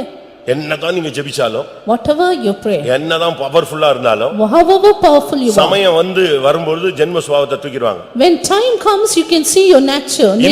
இந்த வல்லமை தான் 8 வருஷமா அவங்கள control பண்ணிருந்துச்சு. This was controlling them for 8 years. இதனுடைய ராஜா பேர் என்ன? The king's name? Kushan ரிஷதாயிம். Cushan Rishathaim. அப்படின்னா என்ன அர்த்தம்? What does it mean? இரட்டிப்பான துன்மார்க்கன் அர்த்தம். Double fold tribulation. எப்படி இருக்கும்? How would it be? துன்மார்க்கன் அல்ல, இரட்டிப்பான துன்மார்க்கம். Double fold wicked. அப்படின்னா என்ன அர்த்தம்? How does it mean? நீ ரட்சிக்கப்படுறதுக்கு முன்னால இருந்த பாவத்தை நீ விட்டுட்டு வந்திருக்கிற, மறுபடி தொட்டினா உன்னுடைய முன்னிலைமை உன்னுடைய முன்னிலைமையை காட்டிலும் பின்னிலைமை ரொம்ப மோசமா இருக்கும். இரட்டிப்பான பாவியாக நீ மாறி விடுவாய். When you were saved, you came out from your sins, but once you go to that sin again, you will be wicked double fold. இந்த ஸ்பிரிட் உனக்குள்ள இருந்துச்சுனா, if this spirit is in you, உன் mind எல்லாம் பணத்துல தான் ஓடும். your mind will be upon the money. ஆமா, பணம் எல்லாத்துக்கும் தேவைதானே அப்படி நீங்க நினைக்கிறீங்க. You may think money profiteth all. அப்படிதானே? Is it not? தமிழ்ல சொல்லிருக்கு பணம் எல்லாவற்றுக்கும் உதவும். Money profiteth all. ஆனா இங்கிலீஷ்ல எப்படி இருக்கு? பணம் எல்லாவற்றுக்கும் பதில் சொல்லும். Money answereth all things. அப்படிதானே இருக்கு இங்கிலீஷ்ல. பணம் வந்து எல்லாத்துக்கும் என்ன செய்யும்? ரோட்ல வர எல்லாருக்கும் பதில் சொல்லும். Money will answer all the people who go by us. இந்த மெசொப்பொத்தேமியா ஆவிங்கிறது பணத்தினுடைய ஆவி, கூலி தான் main. This spirit of Mesopotamia is a spirit of money. அதுக்கு ஒரு வசனம் சொல்றேன். There's a verse for that. உபாகமம் 23:4ல பாத்தீங்கன்னா அந்த பிலேயாம் மெசொப்பொத்தேமியா ஊரை சேர்ந்தவன். Deuteronomy 23:4, ye see that Balaam belonged to the land of Mesopotamia. நீங்கள் எகிப்திலிருந்து புறப்பட்டு வருகிற வழியிலே அவர்கள் அப்பத்தோடும் தண்ணீரோடும் உங்களுக்கு எதிர்கொண்டு வராதது நிமித்தமும் உன்னை சபிக்கும்படியாய் மெசொப்பொத்தாமியாவின் ஊராகிய பேத்தோரிலிருந்து பேயோரின் குமாரன் பிலேயாமுக்கு கூலி பேசி அவனை இந்த பிலேயாம் எந்த ஊர்க்காரன்? மெசொப்பொத்தேமியாக்காரன், சபிக்கும்படியாக வந்தவன். Balaam's native land was Mesopotamia and he came to curse. இந்த சபிக்கிற ஆவி, இந்த பணத்துக்கு பின்னால போற ஆவி, இரட்டிப்பான துன்மார்க்கம், இவைகள் எல்லாமே மெசொப்பொத்தேமியாவினுடைய சக்திகள். The power of Mesopotamia is going after curse, going after money. இதை எப்படி நம்ம ஜெயிக்கிறது? How to overcome it? நம்ம சும்மா வேடிக்கை பார்த்துட்டே இருக்க முடியாது. We cannot spectate it. உன் குடும்பத்துல 2 பேர் வியாதியா இருக்காங்க, நீ பார்த்துட்டே இருக்கற. முழங்கால போடு, ஜெபம் பண்ணு, உபவாசம் எடு, கண்ணீர் வடி, பிரதிஷ்டை பண்ணு, தீர்மானங்களை புதுப்பி வாழ்க்கையை சரிப்படுத்து, சுகமாகும். If there are one sick in your family, soon put down your knees, pray for them, shed tears, make consecrations, they will be healed. இலவசமான ஒரு வழி இருக்கு, உன்னை நீ சரிப்படுத்தினா ஜெயிச்சிரலாம். One free answer for all things is you can, if you surrender yourself, you can prevail. இந்த ஒத்னியேல் சாதாரண ஆள் கிடையாது. This Othniel was no ordinary person. அவன் ஏற்கனவே ஜெயித்தவன். He was prevailed already. He had prevailed. யோசுவாவின் புத்தகத்தை நாம பார்க்கும் பொழுது, in the book of Joshua we read, அங்க என்ன சொல்லப்பட்டிருக்கிறது? what is it said about him? அவன் ஏற்கனவே ஜெயித்தவன். He had prevailed already. 15ஆம் அதிகாரம் 15, 15, 16, 17 பார்க்கும் பொழுது, verses 15, 16 and 17. அவன் கீரியத் செப்பாரை அவன் ஜெயித்தவன். He prevailed over Kirjath Sepher. அதுக்குடைய பழைய பெயர் தெபீர். And the old name was Debir. தெபீர்னு சொன்னா மகா பரிசுத்த ஸ்தலம்னு அர்த்தம். Debir means most holy place. ஏற்கனவே அவன் மகா பரிசுத்த ஸ்தலம் உள்ள ஒரு அனுபவத்தை பெற்றுக்கொண்டவன். He had already the experience of the sanctuary, most holy பிறகு தான் place. அவனுக்கு கல்யாணமே ஆச்சு. And only after that he was married. இப்ப அவனை தான் கர்த்தர் எழுப்புறாரு. Now the Lord is raising up. நீ ஒரு இரட்சகனானால் நீ ஒரு பரிசுத்தனாய் இருக்க வேண்டும். If you are a savior, you should be holy. அது ரொம்ப முக்கியம். That is the very important thing. நீ ஒரு இரட்சகனானால், if you are a savior, நீ ஒரு பரிசுத்தவனாய் இருக்கணும். then you should have been a saint. அந்த விஷயத்துல நீங்க விட்டுற கூடாது. You should not leave that matter. எல்லாரையும் சபைக்குள்ள கொண்டு வாங்கன்னு கொண்டு வந்து நான் தான் கொண்டு வந்துட்டு நீ எங்கயாவது பாவத்துல போய் கவுந்துட்டீன்னா பிரயோஜனம் இல்ல. Not just saying that I have brought many people, finally you fall into sin, there is no use.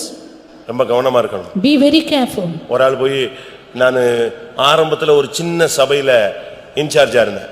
In the beginning, I was in charge of a little assembly. 25 பேர் வருவாங்க. அது வந்துட்டாலே அன்னைக்கு சபை களை கட்டிடுச்சுன்னு அர்த்தம். If 25 people attend, that is a big history. நான் அவங்களுக்கு சும்மா காரசாரமா பிரசங்கம் பண்ணுவேன். And I gave a hot message for them. இதை விட ஸ்பீடா பேசுவேன், தமிழ் தனியா பேசுவேன். And I spoke very fast alone in Tamil. இப்படி கப்பல்லாம் சின்ன பாஸ்டர் ஆன பிறகு தான் வந்திருக்கு. And after this, only when I become an assistant pastor, I have things like கிட்டைய this. Cup வராது. And or else I will not have this cup also. 1.5 மணி நேரம் 1.5 hours. அப்படியே தீப்பிடிச்ச மாதிரி போயிட்டே இருப்போம். Continuous fire message. அதே ஸ்பீட்ல ஜனங்கள் ஆவி நிறைஞ்சு கத்திடுவாங்க, குதிச்சிடுவாங்க. And people also will shout being filled. அந்த ஸ்பீட்ல தான் போவோம். I go in that speed. அப்ப நான் அங்க ஒரு ஆளை பத்தி விசாரிச்சேன். At that time I inquired of a person. அவர்தான் அந்த சபையில விசுவாசியா இருந்து இப்ப பின்மாறிட்டார். He was a believer of a church and now backslidden. தீர்க்கதரிசனம் பயங்கரமா பேசுவான், ஷார்ப்பா பேசுவான். He used to prophesy sharply. ஆனா இப்ப சபையில இல்லன்னாங்க. But now no more in the church. என்ன ஆச்சுன்னு கேட்டேன். What happened? இந்த ஆத்துமாவை ரட்சிக்கிறேன், அவங்கள ரட்சிக்கிறேன், இவங்கள ரட்சிக்கிறேன், அவங்க வீட்டுக்கு போய் ஜெபம் பண்றேன், இவங்க வீட்டுக்கு போய் ஜெபம் பண்றேன்னு சொல்லிட்டு போன இடத்துல எல்லாம் ஒவ்வொருத்தரையும் மனைவியா மாத்திட்டான்னு சொன்னான். He said, I'm going to save this people, that family, and had a wife in every family. இப்ப 3 மனைவி. And now 3 wives. பேரு Elisha. His name is Elisha. என்னடா அது பழைய ஏற்பாடு தீர்க்கதரிசியே கல்யாணம் கட்ட மாட்டாருன்னா இவன் 1க்கு 3 கட்டிட்டா திருப்பி எப்படி கர்த்தர் சபையில விடு தூக்கி விட்டாரு ரோட்டுக்கு போன்னு. Old Testament prophet itself was unmarried. நீ Ratchagan. But you are a savior. Ratchagan சொன்னா போய் ஆத்துமாக்களை சந்திக்கிறது மாத்திரமல்ல, நீ ஒரு பரிசுத்தவனா இருக்கணும். Not just visiting the souls, but you should be a saint, a holy man. நீ ஒரு வீட்டுக்கு போனீனா உன்னை பரிசுத்தவான்னு சொல்லணும். ஐயா இந்த பிரதர் வர வேண்டாம், இந்த சிஸ்டரே வரக்கூடாது, லொடலொடன்னு பேசிக்கிட்டே இருக்கு, குடும்பத்தை கவுத்திடுவா போட்டுருக்கு, வரவே வரக்கூடாதுன்னு சொல்லக்கூடாது. If you go to a house, they should say, this is a holy man that passeth by us. They should not say, you should not get into my house. ஒருத்தன் லெட்டர் போட்டாங்க. One man put the letter. Area prayer இவரை எடுக்க விடாதீருங்க. And don't ask this man to take the area prayer. சபையின் பரிசுத்தத்துக்காக எழுதுகிறேன். And for the sake of holiness you do it. அது மொட்டை letter, அதனால விட்டுட்டேன் நான். That was an anonymous letter, I left it. நீங்க யோசிச்சு பாருங்க. Just think over it. நம்மிடத்தில் அடிக்கடி வந்து போகிற இந்த மனுஷன் பரிசுத்தவான் என்று காண்கிறேன்னு சொல்லி சூனேமியால் சொன்னாள். The Shunammite said, this is the holy man of God that passeth by us continually. நீ ஒரு Ratchagan. You are a savior. நீ ஒரு ரட்சகனா இருந்தா பரிசுத்தவனா இருக்கணும். If you are a savior, then you would be a holy man of God. அதே நியாயாதிபதிகள் 3ஆம் அதிகாரம் 15ஆம் வசனத்தை பார்க்கும் பொழுது Judges 3:15 we see. அங்கே என்ன சொல்லப்பட்டிருக்கிறது? What is it said there? அங்கே ஒரு Ratchagan எழும்புகிறார். Again a deliverer there. இஸ்ரவேல் புத்திரர் கர்த்தரை நோக்கி கூப்பிட்டபோது கர்த்தர் அவர்களுக்கு பென்யமீன் கோத்திரத்தானாகிய கேராவின் மகன் ஏகூத் என்னும் ரட்சகனை எழும்ப பண்ணினார். இங்கே ஒரு ரட்சகன் வருகிறான். Another deliverer here. இந்த ரட்சகனை நான் நேற்று இரவுல பேசினேன். Yesterday night I spoke about இந்த ரட்சகன் வித்தியாசமான ஆளு. He was a different person.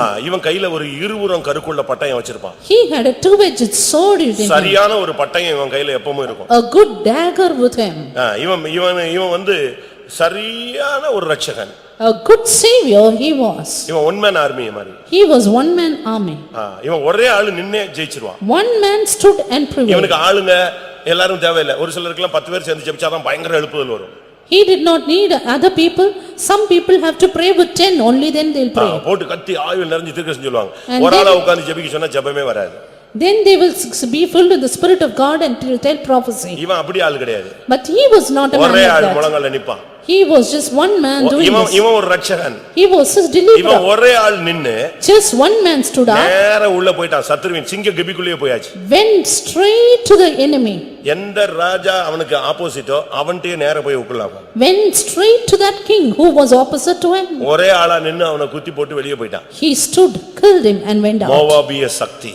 The power of Moab. மாம்சத்தின் ஆவி. The power of flesh. இச்சையின் ஆவி. The power of lust. யாரை பார்த்தாலும் தப்பா பார்க்கிறது. And looking at others யாரை differently. பார்த்தாலும் தப்பா பேசுறது. Looking and speaking differently. 2-3 அர்த்தத்துல பேசுறது. And speaking in 2 or 3 languages. வித்தியாசமான சிரிப்புகள். Diverse kinds of smile. வித்தியாசமான பழக்க வழக்கங்கள். Diverse conversations. இதெல்லாம் மோவாபின் ஆவி உன்னோடு போராடுகிறது என்பதை நீ புரிந்து கொள்ளணும். Understand that these are all the spirit of Moab. அவசியமில்லாத சிரிப்பு, அவசியமில்லாத பேச்சு, அவசியமில்லாத விசிட்டிங் எதுவுமே தெய்வீகத்துக்கு புறம்பானவைகள். Unnecessary smile and speech and visiting, they are all outside divinity. என்ன நடந்துச்சு?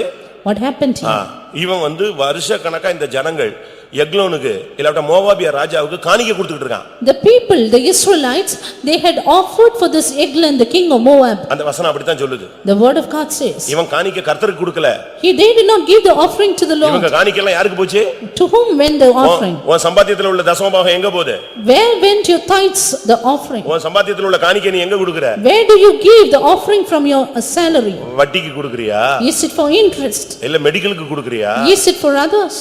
இல்ல வக்கீலுக்கு கொடுக்கறியா? Or is it for lawyer? இல்ல கோர்ட்டுக்கு கொடுக்கறியா? Is it to the courts? யாருக்கு உன் காணிக்கை போகுது? To whom do you give your money? Bible சொல்லுகிறது அவர்களுடைய காணிக்கை இவன் கையில கொடுக்கப்பட்டு அந்த எக்லோன் மோவாபிய வல்லமைக்கு போனது. The word of God says, the children of Israel by the hand of Ehud sent it to the king of உன்னுடைய Moab. சம்பாத்தியம் அந்நியனுடைய வீட்டுக்கு போக கூடாது. Your income should not go to a strange land. நீதிமொழிகள்ல சொல்லி இருக்கிறது அவன் தவறாய் போனபடினால் அவனுடைய சம்பாத்தியம் புறத்தியாருடைய வீட்டுக்கு போய் சேர்ந்தது. In the Proverbs it is said, because he earned it in a wrong way, it went to the house of a harlot. இன்னைக்கு உன்னுடைய நிலவரம் என்ன? Today what is your state? நான் தர்மபுரியில ஊழியத்துல இருக்கும்போது When I was in the ministry in Dharmapuri, ஒரு சகோதரன் இருந்தாரு. there was a brother. அவர் இந்த ஒரு தெளிவில்லாத ஒரு ஆள். He was a man with no clear mind. அவருக்கு பிள்ளைங்க 3 பொம்பளை பிள்ளைங்க. He had 3 daughters. இருக்கிற எல்லா லோனையும் எடுத்துருவான் அந்த ஆளு. He took every loan that he could provide for. நம்புறீங்களா? Do you believe? ஒரு நாள் சர்வீஸ்க்கு வந்திருக்கும்போது அவங்க அம்மா அந்த மனைவி சொல்லிச்சு கொஞ்சம் பே பில்ல வாங்கி பாருங்களேன். One day his mother, his wife, she said, you just look at his table. நானும் வாங்கி பார்த்தேன். And I looked at it. நீங்க நம்புறீங்களா? Do you believe? நான் 90 வருஷம் அங்க இருந்தேன்னு நினைக்கிறேன். I think I was there in the year 1990. 5 ரூபாய் 5 loans. வீட்டுக்கு வர்றது 5 ரூபாய். அந்த பே பில்ல லாஸ்ட்ல லெஸ் பண்ணி 5 rupees னு போட்டு கொடுக்கறான். And that which came to the house was just ₹5 at the end of the day. அந்த மாசம் எப்படி பிள்ளைங்களுக்கு சோறு போடுவான் அந்த ஆளு? And how can he provide for his children then? ஏன்னு கேட்டா வண்டி லோனு வந்த லோனு போன லோனு எல்லாத்தையும் எடுத்துட்டு அந்த வண்டியை கொண்டு போய் இன்னொருத்தன் வித்துட்டு வந்து இப்படியே சுத்துறது. When they inquired at him, he said that he had to give so many loans and just roamed about. திடீர்னு ஒரு நாள் மனைவி பிள்ளைகள்லாம் வந்தாங்க. Suddenly the wife and children came. எங்க வீட்டுக்காரரை காணோம். My husband is missing. போலீஸ்ல நாங்க கொடுத்துட்டோமா? And I have given the complaint to the police. என்ன பிரச்சனை? What happened? போன வாரம் தான் ஒரு 2 வீலர் வாங்குனாரு புதுசா லோன் போட்டு. Last week he had a new loan put up. இப்ப வண்டியும் காணோம் ஆளையும் காணோம். Now he is even without vehicle and moving up. சரி ஜெபம் பண்ணலாம். Okay, I'll pray, I said. பிள்ளைங்கலாம் அழுகுது அப்பாவை பார்க்கணும். Children were crying, I want to see my father. 4 நாள் கழிச்சு வந்துட்டாரு. And I then said, 4 days கழிச்சு ஐயா ரிட்டர்ன் ஆயிட்டாரு. after 4 days the man returned. வரும்போது வண்டி இல்ல. The vehicle was not there. நான் என்னன்னு விசாரிச்சேன். I inquired why. இல்ல நான் ஒரு குரூப்பை சந்திச்சேன். I visited a group. பணம் கொடுத்தா ரெட்டிப்பா பணம் கொடுக்கறாங்க. And if you give money they'll give double fold. எப்படி? அதனால நான் டபால்னு வண்டியை வித்து எரிஞ்சிட்டேன். அத்தனை ஆயிரத்தை அவன்கிட்ட கட்டிட்டேன். Therefore I gave the vehicle and spent so much of thousands to him. அவங்க கொடுத்தாங்களான்னு கேட்டேன். Did he give it back? உண்மையாவே கொடுத்துட்டாங்க. Yes, truly he gave it. டபுளா கொடுத்துட்டாங்க. They gave me double. திருப்பி என்னாச்சு? Again what happened? ஒரு 1 கிலோமீட்டர் வந்தேன் ஒரு குரூப் வந்து என்னை அடிச்சு அவளத்தையும் புடிங்கிட்டு போயிடுச்சு. After I returned 1 kilometer, another group stabbed me and took அதே away. டீம் தான். அதே டீம் வண்டியும் புடிங்கிட்டான். வண்டியும் வித்துட்ட மாதிரி வித்துட்டான், காசும் கொடுக்கிற மாதிரி கொடுத்துட்டான். திருப்பி இவனை அடிச்சு அதையும் புடிங்கிட்டு போயிட்டான் மொத்தமா. It is that same group who gave the money. நீ விசுவாசி பைபிளை தூக்கிட்டு கோயிலுக்கு போற. And you are a believer taking the Bible and going to the church. எப்படி இருக்குன்னு பாருங்க. How was it? அந்த பிள்ளைகள் எல்லாம் விவாகமாகாம எவ்வளவு கஷ்டப்படுது இந்த பிள்ளைங்க. The children, they were not இன்னைக்கு married. அந்த செத்து போயிட்டான். இன்னைக்கு அந்த பிள்ளைங்க கல்யாணம் ஆகல. 40 வயசு. That man is dead and that girl is not married. Why? நீ விசுவாசி தானே? Aren't you a believer? உனக்கு ஏன் பண ஆசை வந்துச்சு? உனக்கு குடும்பம் நடத்த தெரியல. ஏன் தெரியல? Why do you have the love of money? You are unable to run the family? உன் காணிக்கை எங்க போகுது? Where went your offering? உன் காணிக்கை 1ஆம் தேதி எங்க போகுது? Where does your offering go on the first? எத்தனையோ பேருடைய ஏடிஎம் கார்டு மத்தவன்ட்ட இருக்கு. Many have the ATM card given to others. இதான் உண்மை. This is a fact. இந்த இடத்துல தான் கர்த்தர் ஏகூத்தை எழும்ப பண்ணினார். It is here the Lord raised up Ehud. ஏகூப்னா ஐக்கியம் உள்ளவன் அர்த்தம். Ehud means the man with unity. உனக்கு இந்த சத்தியத்துல ஒரு ஐக்கியம் இருக்கணும். இந்த பரிசுத்தவான்களுடைய ஐக்கியத்துல நீ நிக்கணும். You need to have a fellowship in the truth and in the எங்களுடைய saints. ஐக்கியம் பிதாவோடும் அவருடைய குமாரனாகிய கிறிஸ்துவோடும் இருக்கிறது. நீங்களும் எங்களோடு ஐக்கியமாகுங்கள் என்று யோவான் சொல்லுகிறார். John says, "My fellowship is with the Father and with the Son Jesus Christ, and ye have fellowship with us." நீ ஒரு இரட்சகனானால் ஒரு பரிசுத்தனா இருக்கணும், நீ ஒரு இரட்சகனானால் இந்த ஐக்கியத்துல நிக்கணும். If you are a savior, you ought to be a holy man. If you are a savior, you should be in this fellowship. அப்படியானால் நீ ஜனங்களை மீட்டெடுப்பா. Then you can deliver the people. இவன் போய் அவனை ஒரே குத்தி கொன்னுட்டு வெளியே வந்துட்டான். He went straight, stabbed him to death. அன்னையோட 18 வருஷமா கொடுத்துக்கிட்டு இருந்த காணிக்கை, அந்த சத்துருவுக்கு கொடுத்த காணிக்கை நிற்கப்பட்டு தேவனுக்கு ஜனங்கள் காணிக்கை செலுத்தினார்கள். From that very day, he redeemed the people from offering it to that king of England, and they gave it to God. நியாயாதிபதிகள் 3ஆம் அதிகாரம் 31ஆம் வசனத்தை பார்க்கும் பொழுது, Judges 3:31 we see. அவனுக்கு பிற்பாடு ஆனாத்தின் குமாரன் சம்கார் எழும்பினான். அவன் பெலிஸ்தரில் 600 பேரை ஒரு தாற்றுக்கோளார் முறியடித்தான். அவனும் இஸ்ரவேலை ரட்சித்தான். And after him was Shamgar the son of Anath, which slew of the Philistines 600 men with an ox goad, and he also delivered Israel. அவனும் இஸ்ரவேலை ரட்சித்தான். And he also delivered Israel. இது எதை காண்பிக்கிறது? What does this show? யுத்தம் பண்ணுவது, Fighting. ஜெபத்துல போராடணும். Fighting in prayer. பிரேயர்ல வந்து நல்லா போராடணும். You have to wrestle in prayer. சும்மா இந்த நார்மல் பிரேயர்லாம் ஒத்தே வராது. Ordinary prayers are not for us. நான் ஒரு வீட்டுக்கு போயிருந்தேன். I have been to a house. அந்த வீட்ல ஆர்சி காரங்க ஒருத்தங்க வந்திருந்தாங்க. Where RC people had come there. ஜெபம் முடித்தேன். ஜெபத்தை நான் முடிச்சேன். I finished the prayer. அப்ப அந்த ஆர்சி காரங்கிட்ட கேட்டேன். Then the RC people asked me. நீங்க பயங்கரமா முழங்கால்லே நிப்பீங்களே. You will stand on knees very badly. ஆனா நான் இன்னைக்கு ஜெபம் பண்ணும்போது நீங்க சம்மணம் போட்டே உட்கார்ந்துட்டீங்களேன்னு. But today when I was praying, you just was in a sitting posture. நான் கேட்டது தப்பு. And what I asked was wrong. நான் செஞ்ச தப்பு தான் அது. What I did was wrong.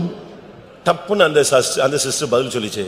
Suddenly the sister answered. ஐயா நீங்க ஜெபிக்க ஆரம்பிச்ச உடனே நான் பார்த்தேன், இவங்க ரெண்டு பேரும் அப்படியே உட்கார்ந்தே இருந்தாங்களா, அப்ப பெந்தேகோஸ்துல இப்படி தான் உட்கார்ந்தே இருக்கணும் போல இருக்குன்னு நானும் அதனால தான் முழங்கால் போடாம நானும் அப்படியே உட்கார்ந்தேன். அதுக்கு பிறகு தான் எனக்கு தெரிஞ்சது இங்க நம்ம கேஸ் ரெண்டுமே எப்படி தான் இருந்திருக்கு, உட்கார்ந்து தான் இருந்திருக்கு. When you started praying, I watched and these people were sitting, therefore I also sat. அவங்க சொல்றாங்க நாங்க முழங்கால்ல தான் நிப்போம், இந்த ரெண்டு உட்கார்ந்தே இருந்துச்சா சரி நீங்க உங்க பிரேயர்ல வீட்டுக்கு வந்தா இப்படி தான் உட்கார்ந்து இருக்கணும் போல இருக்கு சம்மணம் போட்டு, நல்லதுதான். The people said we all used to be on knees, but because these two were sitting down, we also did it. நாம எப்படி இருக்கிறோம் பாருங்க மற்றவங்க முன்னால. Look at our state, how is it before others? உன்னுடைய வாழ்க்கையில நீ சத்துருவை முறியடிக்கணும். You have to put down your enemy in your life. சம்கார் ஒரு தாற்றுக்கோளால் 600 பேரை கொன்று போட்டான். Shamgar killed 600 with an ox goad. அது என்ன சக்தி? What is that power? பெலிஸ்தருடைய வல்லமைகள். Power of Philistines. பெலிஸ்தருடைய வல்லமைங்கிறது அவங்களுக்கு அந்த பெலிஸ்தர்களுடைய அர்த்தம்னா குடியேறுகிற சக்தின்னு அர்த்தம். Philistines means the power of inhabiting. புரியுதா உங்களுக்கு எல்லாருக்கும்? Do you understand? கொஞ்சம் இடம் கொடுத்தீங்கன்னா அவன் என்ன செய்வான், இருக்க இடம் கேட்பான். If you give a little place, they want to inhabit இன்னும் there. கொஞ்சம் இடம் கொடுத்துட்டீங்கன்னா அவன் என்ன செய்வான், அடுத்து படுக்க இடம் கேட்பான். A little more you give the place, they want to lie down. ஒட்டகம் வந்து சொல்லிச்சான், என் கழுத்தை மட்டும் கொஞ்சம் உள்ள விட்டுருக்கேன், தலையை மட்டும் நீங்க கொஞ்சம் அட்ஜஸ்ட் பண்ணிக்கங்க, தரையிலேயே படாது, அப்படியே உள்ள டென்ட்டுக்குள்ளேயே கொஞ்சம் வச்சுக்கிறேன்னு. The camel asked the man, give me a little place to lay my head alone. சரி தலையை தானே உள்ள விடுதுன்னு உள்ள விட சொல்லிட்டான். Only your head, then leave it. விட்ட பிறகுதான் அதனுடைய ஸ்மெல் இங்க ஒருத்தன் இருக்க முடியாம போய் அவ்வளவு பேர் வெளியே வந்துட்டான், இது உள்ள போயிடுச்சு. After that, because of the smell, nobody could sit inside and all came out, it went in. பெலிஸ்தருடைய வல்லமைகள் என்பது உனக்குள்ள குடியேற முயற்சிக்கிற சக்தி. Power of Philistine is the power which tries to overtake நீ and பிரேயர்ல inhabit. ஸ்ட்ராங்கா இல்ல உன் வீட்டுக்குள்ள வந்துருவான். And if you are in prayer, it will automatically உன் come out. மினிஸ்ட்ரியில உள்ள வந்துருவான். Or else it will come into your ministry. உன் பிசினஸ்க்குள்ள உள்ள வந்துருவான். Or into your உன் business. ஃபேமிலிக்குள்ள வந்துருவான். Or into your family. புருஷனுக்குள்ள வந்துருவான், பிள்ளைக்குள்ள வந்துருவான். Or into your husband or wife. 144ஆம் சங்கீதம் 14ஆம் வசனத்தை பாருங்க. Psalm 144 and verse 14. எங்கள் எருதுகள் பலத்தவைகளாயிருக்கும், சத்துரு உட்புகுதலும் குடியோடி போகுதலும் இராது. நீ பலத்ததா இருந்தீன்னா சத்துரு குடியேற வராது உள்ள. If you are strong, the inhabitant will not come in. இந்த பெலிஸ்தருடைய சக்தியில் எங்கெல்லாம் நம்ம பிரேயர் வீக்கா இருக்கோ, வீட்ல சமாதானம் கெட்டு போய் கிடக்கோ, பரிசுத்தம் இல்லாம இருக்கோ, அங்கெல்லாம் குடியேறிரும். When our prayer is weak, when there is peacelessness, when there is less holiness, then it will come to inhabit. நியாயாதிபதிகள் 13ஆம் அதிகாரம் Judges chapter 13 5ஆம் வசனம். verse 5. நீ கற்பந்தரித்து ஒரு குமாரனை பெறுவாய், அவன் தலையின் மேல் சவரகன் கத்தி படலாகாது. அந்த பிள்ளை பிறந்தது முதல் தேவனுக்கென்று நசரேயனாயிருப்பான். அவன் இஸ்ரவேலை பெலிஸ்தரின் கைக்கு நீங்களாக்கி ரட்சிக்க தொடங்குவான் என்றார். ஒரு தாய் தன் பிள்ளையை பெக்கும்போது கர்த்தர் சொல்ற ஒரு வார்த்தை. This was the word of the Lord to a mother who conceived a child. உன் பிள்ளை இஸ்ரவேலை ரட்சிப்பான். And your child shall save Israel. உங்க பிள்ளை பிறக்கும் போதெல்லாம் இப்படி ஜெபிச்சிருப்பீங்களா இல்ல இப்படி பதில் கிடைச்சிருக்குமா? And did you receive an answer from God all the time you had a child? உங்க பிள்ளைகளை இப்படி பிரதிஷ்டையில வளர்க்கறீங்களா? இஸ்ரவேலை ரட்சிக்க கூடியவனாய் பிறக்கறானா, பிறந்திருக்கானா, வளர்ந்திருக்கானா, இப்போ இருக்கறானா? Do you grow up your child in this consecration? Is he now growing in that? ஒரு பிள்ளை இருந்துச்சுன்னா அந்த பிள்ளை ரட்சிப்பின் வேலையை செய்யணும். And if there is a child in your house, it should be a savior. ஒரு தெய்வீகத்துல வளரணும். It should grow in divinity. அந்த தாயினுடைய விசுவாசம் மகளுக்குள்ளும் மகளுடைய விசுவாசம் அந்த மகனுக்குள்ளும் வந்தது என்று தீமோத்தேயு சொல்லுகிறார். Faith of the grandmother into her mother, and then the faith of the mother into the son. பாருங்க, தீமோத்தேயுடைய பாட்டி ஒரு நல்ல விசுவாசி. Look, the grandmother of Timothy had good faith. அந்த தாய்க்குள்ள இருந்த விசுவாசம் அப்படியே அவங்க மகளுக்குள்ள வந்துருச்சு. That faith of that mother came into his daughter. அவங்களும் நல்ல விசுவாசி. And she also was a good. அந்த விசுவாசம் அவங்க பையனுக்குள்ள தீமோத்தேயுக்குள்ள வந்துச்சு. And that faith of that mother came into that son Timothy. அவன் ஊழியக்காரனா மாறிட்டான். He became a servant of God. அந்த விசுவாசத்தினுடைய வளர்ச்சியை பாருங்க. Look at the growth of faith. 2 தீமோத்தேயு 1:7. 2 Timothy 1:5.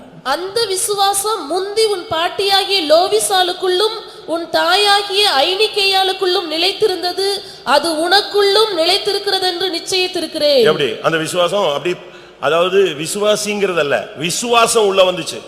It is not that just they are believer, but the faith came in. அதுதான் அவனுடைய வாழ்க்கையை ஊழியக்காரனா மாத்தி ரட்சகனாய் கொண்டு வந்து நிறுத்தினதே. He changed his life to a servant of God and then a savior. என்ன நடந்துச்சு? What happened? இவன் ரட்சிக்க தொடங்குவான் என்று சொல்லப்பட்டது. It was said he will begin to deliver. நியாயாதிபதிகள் 15:18 பார்க்கும் பொழுது 15:18 of Judges. அவனே வாயை திறந்து சொல்லுகிறான். And he said, தேவரீர் உமது அடியேன் கையினால் இந்த பெரிய ரட்சிப்பை கட்டளையிட்டீர். Thou God has given this great deliverance by the hand of thy அருமையான தேவனுடைய servant. ஜனமே, உன் மூலமாய் கர்த்தர் பெரிய ரட்சிப்பை கட்டளையிட விரும்புகிறார். Beloved people of God, God want to bring you great deliverance through you. உன்னுடைய ஜீவியத்துல பல தோல்விகள் இருக்கலாம், அதை யோசிக்காத. அதெல்லாம் பரிகரிக்கிறதுக்கு தான் இந்த ஆவியானவர் உனக்குள்ள இருக்கிறார். There may be failures in your life, don't think about that, but the Spirit of God will atone for it. இரண்டாம் ராஜாக்கள் 2 Kings 13ஆம் அதிகாரம் chapter 13 5ஆம் வசனம். verse 5.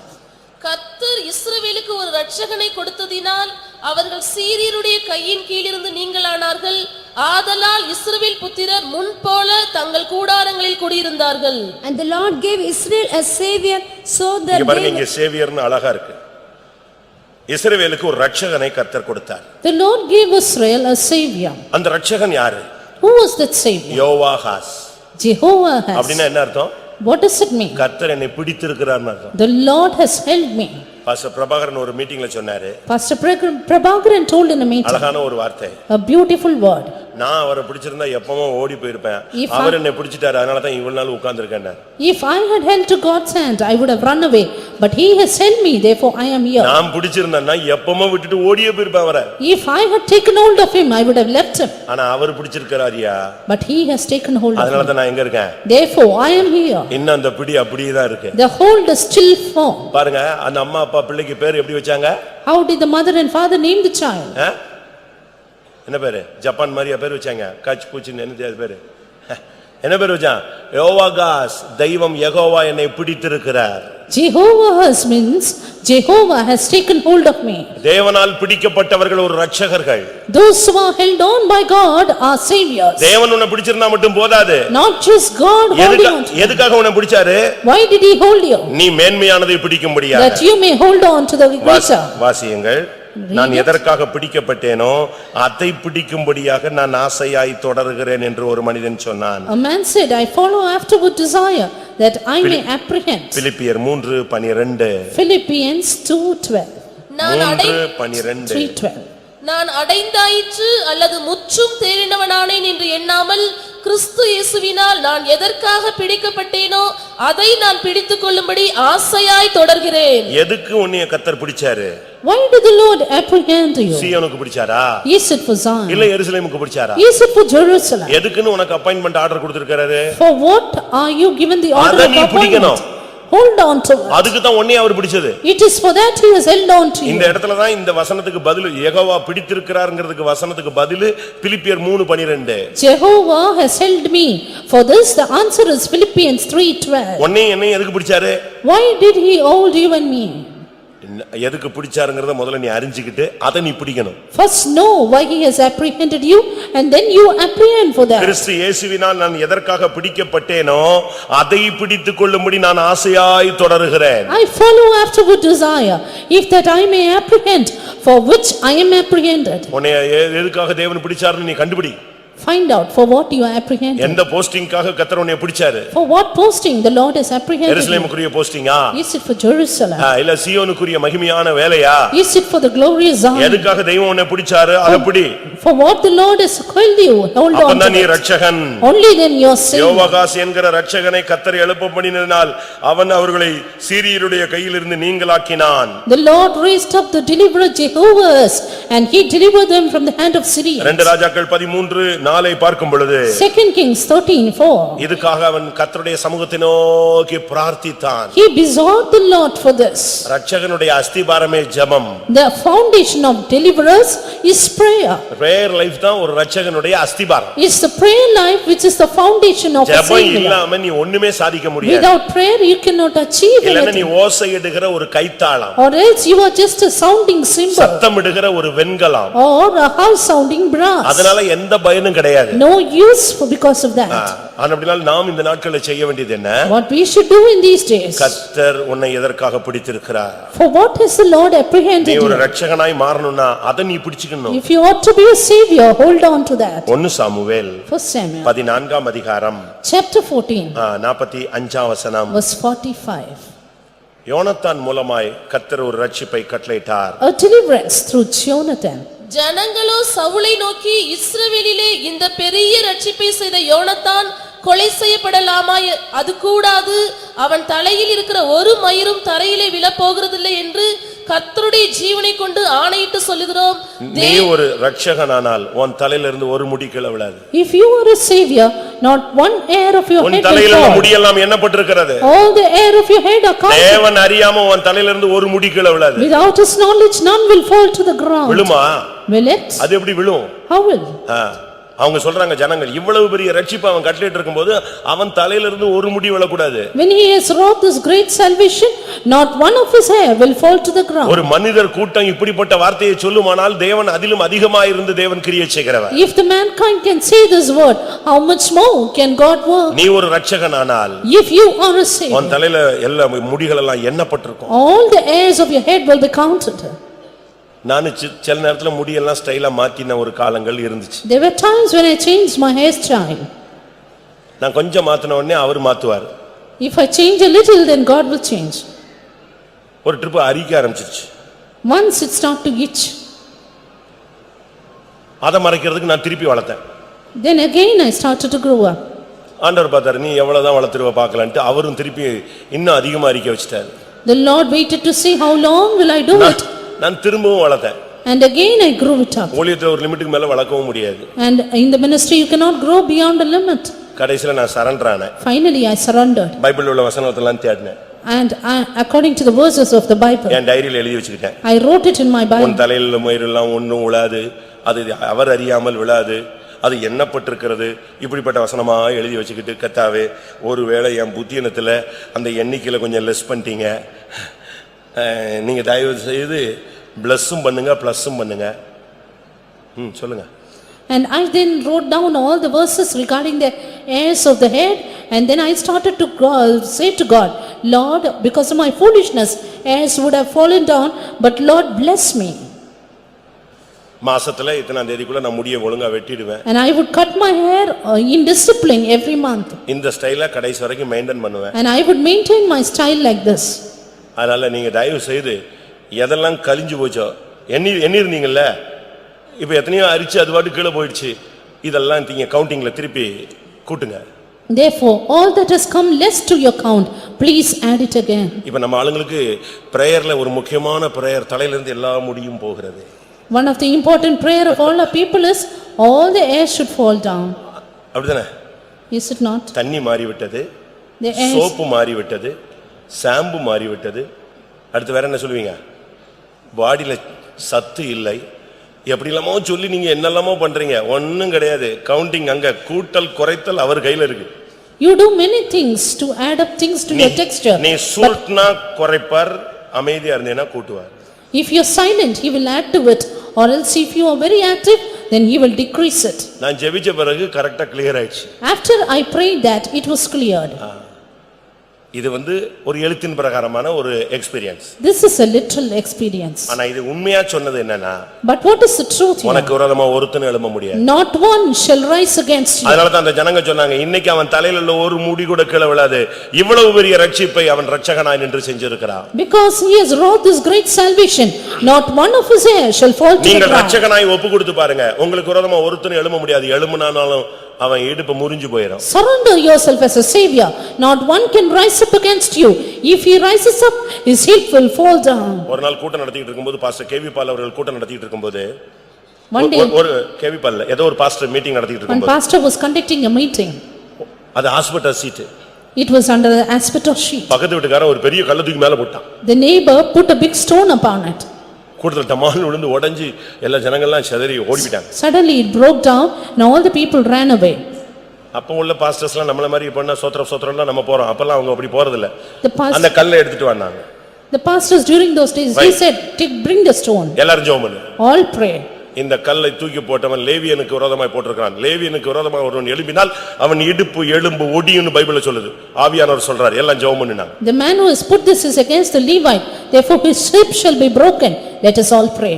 அவன் கல்லை போட்டுட்டு வெளியே போனா, திரும்பி வரும்போது கீழே விழுந்து இடுப்பு ஒடிஞ்சு போச்சு. He put the stone, went down, when he came back his hip was broken. இவங்க ஸ்பீடை விட தெய்வம் ஸ்பீடு அதிக ஸ்பீட்ல இருக்க. God was in a greater speed. நீ ஒரு இரட்சகனானால் உன் தலையில இருந்து ஒரு முடியும் விழாது, If பயப்படாத. you are a savior, then no head shall fall at the ground. ஒன்னு கடைசியாக Finally, 1 சாமுவேல் 19:5. 1 Samuel 19:5. அவன் தன் பிராணனை தன் கையிலே வைத்துக்கொண்டு அந்த பெலிஸ்தனை கொன்றதினாலே கர்த்தர் இஸ்ரவேலுக்கெல்லாம் பெரிய ரட்சிப்பை கட்டளையிட்டதை நீர் கண்டு சந்தோஷப்பட்டீரே. எப்படி தாவீது கோலியாத்தை கொல்றதுதான் இந்த அனுபவத்தை சொல்றாங்க. David slew the Philistine Goliath. ஒரு ராட்சச பிறவி அவன் அடிச்சான். He was a giant. ஆண்டவர் நாமத்துல வைராக்கியத்தோட அவனை போய் சந்திச்சான். But in the name of God with zeal he அதை visited. குறித்து யோனத்தான் தன்னுடைய தகப்பன்ட்ட பேசுறான். About that Jonathan spoke to his அவன் father. தன்னுடைய பிராணனை கையில பிடிச்சுக்கிட்டு போய் அவனை அடிச்சான். He put his life in his hand and slew the Philistine. உனக்கு அபிஷேகம் இருந்துச்சு. You had the anointing. ஆனா நீ அரண்மனையில உட்கார்ந்துகிட்டு யாராவது போய் சண்டை போடுங்க சாவுங்க ஜெயிச்சிட்டீங்கன்னா என் பொண்ணை கட்டி தரேன்னு சொன்ன. ஆனா அவன் அப்படி இல்ல, தான் பிராணனை கையில பிடிச்சிட்டு போய் அடிச்சான். Even though you had the anointing, you sat in the palace to challenge others, but he had the life in his hand and went out. இந்த மார்க்கம் அபிஷேகம் பண்ணப்பட்ட பின்பு உன் பொண்ணுக்கு கல்யாணத்துக்கும் இல்லாவிட்டா குழந்தை பிறக்கிறதுக்கும் ஃபங்க்ஷன் வைக்கிற சபை அல்ல. This is not a church that you have to enjoy with functions and other things for weddings after you are anointed. பிராணனை பிடித்துக்கொண்டு இந்த மார்க்கத்துல நீ ஜனத்தை ரட்சிக்க வேண்டும், கோலியாத்தை கொல்ல வேண்டும். After you are anointed, you need to put your life in your hand and become a savior for others. இன்னைக்கு எத்தனை பேருக்கு இந்த ரட்சகனுடைய அபிஷேகம் தேவை? How many need the anointing of a savior ஒரு today? வீட்ல 4 பேர் இருந்தா 4 பேர் ரட்சகனா மாறணும். If there are 4 in a family, all the 4 should be saviors. புருஷன் ரட்சிக்கப்படலையா, மனைவி ரட்சகனாய் மாறுங்க. Husband is not saved, why become a உங்க savior? மூலமா எல்லாரும் ரட்சிக்கப்படட்டும். Through him let him be saved. மனைவி ரட்சிக்கப்படலையா, புருஷன் கறந்துட்டு மல்லு கட்டாத, ஜெபம் பண்ணு, கர்த்தர் கொண்டு வந்துருவாரு. The wife is not saved, husband prayed and நீ ஒரு ரட்சகனாய் மாறு. you become a savior. எல்லாரும் கண்களை மூடுவோம். Let's close our eyes. நல்லா நீங்க சத்தியத்தை புரிஞ்சுக்கணும். Understand the truth well. நான் திரும்பவும் சொல்றேன், ஒரு நிமிஷம். Repeating once again. நீங்க ரட்சகனாய் மாறலன்னா சீயோனுக்கோ எருசலேமுக்கோ போய் சேர முடியாது. If you don't become a savior, you cannot reach Zion or Jerusalem. ஒரே ஒரு வசனம். Just one verse.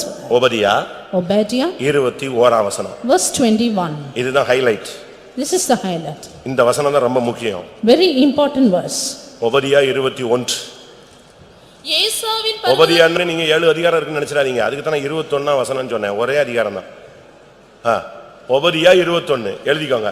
நீங்க என்னடா 1:21 சொல்ல மாட்டேங்கிறாரு, 3:21 சொல்ல மாட்டேங்கிறாருன்னா இருந்தா தானே சொல்லுவேன். Obadiah verse 21. ஏசாவின் பர்வதத்தை நியாயம் தீர்ப்பதற்காக இரட்சகர்கள் சீயோனின் பர்வதத்தில் வந்தேறுவார்கள். ஏசாவின் பர்வதத்தை நியாயம் தீர்க்க இரட்சகர் இயேசு மாத்திரமல்ல, இரட்சகர்கள் சீயோன் பர்வதத்தில் வந்து ஏறுவார்கள். And saviors, not just Jesus alone, shall come up to Mount Zion, to just the mount of Esau. ஆட்டுக்குட்டியானவரோடு சீயோன் மலையில் நிற்க வேண்டுமானால் நீ ஒரு இரட்சகனாய் மாறி இருக்க வேண்டும். If you have to stand with the lamb on Mount Zion, you ought to be a savior. ஆண்டவராகிய இயேசு கிறிஸ்துவினுடைய மனவாட்டியாய் எருசலேமில் நீ அலங்கரிக்க வேண்டுமானால் நீ ஒரு இரட்சகனாய் மாறி இருக்க வேண்டும். If you have to adorn Jerusalem as a bride, then you have to be a savior. இரட்சகர்கள் எருசலேமிலும் சீயோனிலும் வந்து ஏறுவார்கள். Saviors shall come up to Mount Zion in Jerusalem. முழு உலகத்தின் நியாயந்தீர்க்கக்கூடிய தன்மையிலே உட்காருவார்கள். And they will sit up to judge the whole இப்பொழுது world. எல்லாரும் கண்களை மூடுவோம். Now close your eyes. இரட்சகர்களுக்கு மட்டுமே சீயோன் எருசலேம். Zion and Jerusalem for saviors alone. ஒரு சாதாரண ஊழியனுக்கோ விசுவாசிக்கோ அல்ல.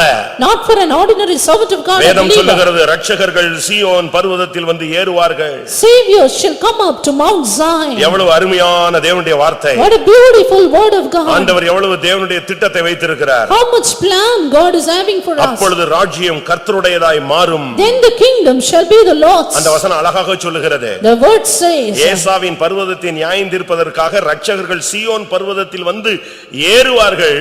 அப்பொழுது ராஜ்யம் கர்த்தருடையதாய் மாறும். Saviors shall come up to Mount Zion to judge the mount of Esau, and the kingdom shall be the நீயும் Lord's. நானும் இரட்சகனாய் மாறி சீயோனாய் எருசலேமாய் மாறும் பொழுது தேவன் தன்னுடைய ராஜ்யத்தில் வருவார், மகிமையில் வருவார். You and me, when we become Zions and reach Mount Zion, our Jesus will come down. உங்களில் எத்தனை பேர் இரட்சகராய் மாறக்கூடிய அபிஷேகத்தை பெற்றவர்கள்? Yes, how many have received the anointing? நீங்கள் சாதாரணமானவர்கள் அல்ல. You are no ordinary ones. எல்லாரும் கண்களை மூடி முழங்கால் படியிடுவோம். Close your eyes, be on your knees. இரட்சகனுடைய அபிஷேகம் உள்ளவர்கள் முழங்கால் போடுங்கள். Those who- இரட்சகனாய் மாற விரும்புகிறவர்களும் முழங்கால் படியிடுங்கள். Those who have the anointing of saviors, those who have desire to become a savior, be on your knees. நார்மலா ஒரு பிலிவரா ஊழியனா இருக்காத. Don't be an ordinary believer, servant of God. இன்றைக்கு உன்னுடைய ஜெபம் மற்றவர்களை ரட்சிக்கட்டும். Today, your prayer, let it save others. அநேக பாவிகளை நீங்கள் கர்த்தருடைய பக்கமாய் திருப்புங்கள். May you convert many sinners to the Lord. கட்டப்பட்ட ஜனங்களை விடுவியுங்கள். Relieve the blinded ones. பிசாசின் பிடியில் இருக்கிற ஜனங்களை விடுவியுங்கள். Relieve the captivated ones. ஒடுக்குகிற சக்திகளிலிருந்து ஜனங்களை விடுவியுங்கள். Relieve the people from oppressors. இயேசுவை போல நாமும் இரட்சகர்களாய் மாறுவோம். Let us become saviors like Jesus. நீ ஒரு வழிப்போக்கன் அல்ல. You are no wayfaring நீ ஒரு man. பரதேசி அல்ல. You are not a நீ stranger. ஒரு இரட்சகன். You are a savior. ஆம், நான் ஒரு இரட்சகன் என்பதை வேத வசனத்தில் விளங்கிக் கொண்டேன் சொல்றவங்க உங்களுடைய வலது கரத்தை உயர்த்துங்கள். Those who say, I understand, I am a savior, lift up your right hand.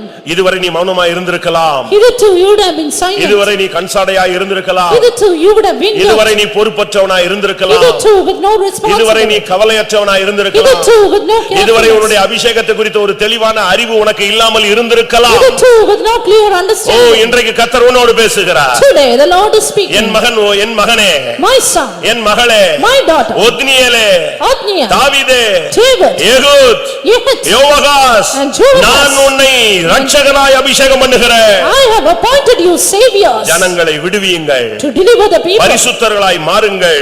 Be holy. ஜெப வீரர்களாய் Be மாறுங்கள். prayer warriors. கர்த்தருக்காய் நீங்கள் பிடிக்கப்பட்டவர்கள். You are appointed for your word. எத்தனை பேர் இந்த வசனத்துக்கு உங்களை ஒப்பு கொடுக்கிறீங்க? How many will surrender? எனக்கு இந்த கூட்டத்துல யாரும் எழும்ப கூடாது. ஒரு 5 நிமிஷம் உனக்கு ஒரு அபிஷேகம், அது இரட்சகனுடைய அபிஷேகமா இருக்கணும். Just 5 minutes.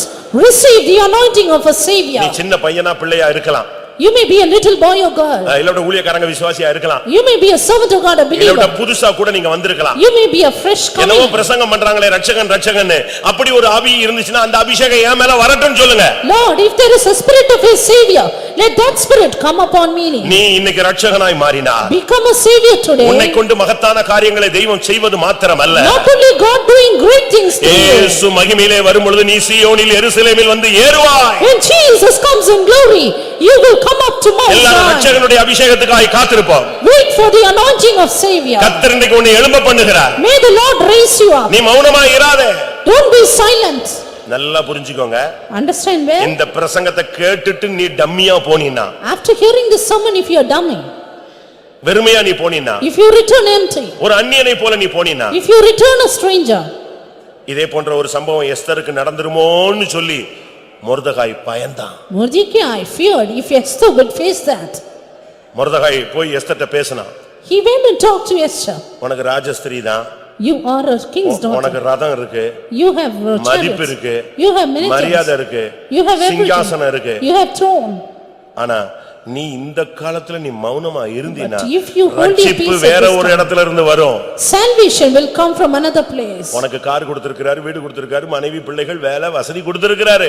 ஆனா ரட்சகனுடைய வேலையை செய்யாம நீ மௌனமாய் இருந்தால் இன்னொருத்தனை கர்த்தர் இந்த சபையில கொண்டு வந்து இதே விலாங்குடி சபையில ரட்சகனாய் மாற்றுவார். God has given you everything, But if you don't do the work of a savior, God will raise up another. அந்த வார்த்தையை கேட்ட உடனே எஸ்தர் ஓடி போய் உபவாசத்துல விழுந்துட்டா.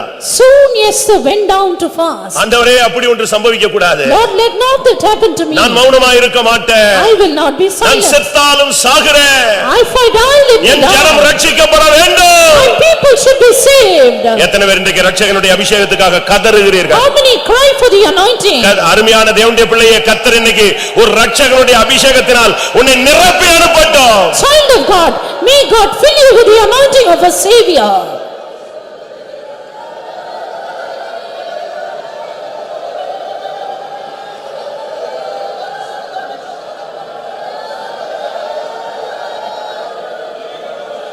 எனக்கு திட்டத்தையும் ஒரு விசை கிருபையாய் விளங்கிக் கொண்டேன். நான் ரட்சகனாய் மாற விரும்புகிறேன். இதுவரை நான் கேர்லெஸ்ஸா இருந்துட்டேன். இன்னிலிருந்து ரட்சகனாய் மாற விரும்புகிறேன். கர்த்தர் என்னை அபிஷேகித்தா போதுன்னு சொல்றவங்க மட்டும் கைகளை உயர்த்து. நான் சொல்றது ஒரு எமோஷனுக்கோ இல்ல உங்களை அப்படி துள்ளிச்சாட வைக்கிறதுக்கோ சொல்றது இல்ல. வசனத்தை மட்டும்தான் சொல்றேன். கர்த்தருடைய மனசை மட்டும்தான் சொல்றேன். அவருடைய வாஞ்சையை மட்டும்தான் சொல்றேன். அவர் இந்த சபையில ஒரு கூட்ட ரட்சகர்களை எழுப்பணுங்கிற திட்டத்தை வைத்திருக்கிறார் என்று நான் உங்களுக்கு சொல்லுகிறேன். இன்னைக்கு இந்த வசனம் உனக்காக அனுப்பப்பட்டதானால் அந்த வசனத்துக்குரிய அபிஷேகம் உன் மேல இறங்கும். ஹல்லேலூயா, ஆமென். நீங்க யாரா இருந்தாலும் இன்னைக்கு ஒரு அபிஷேகம், ஒரு விசேஷித்த அபிஷேகம் உன் சிரசின் மேல் இறங்கட்டும். அவன் தலையிலோ என்றால் கிரீடம் பூக்கும்.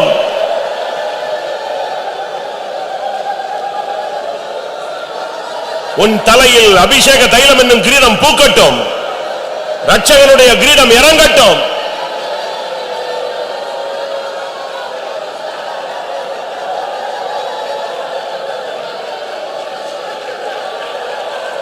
திரும்பி போனான், சத்ருவை கீழ்ப்படுத்தினான். திடீரென்று ஒரு நாள் ஏகூத் புறப்பட்டு போனான், சத்ருவை கீழ்ப்படுத்தினான். திடீரென்று ஒரு நாள் யோனத்தான் புறப்பட்டான், ஜெயத்தை கொண்டு வந்தான். ஆடுகளுக்கு பின்னாக திரிந்த தாவீது வந்தான், ராட்சசனை கீழே வீழ்த்தினான். ஆமென். நீ இதுவரை மௌனமாய் இருந்தாய். இல்லை, இனிமேல் உன் மூலமாய் கர்த்தர் செய்யும் காரியம் பயங்கரமாய் இருக்கும்.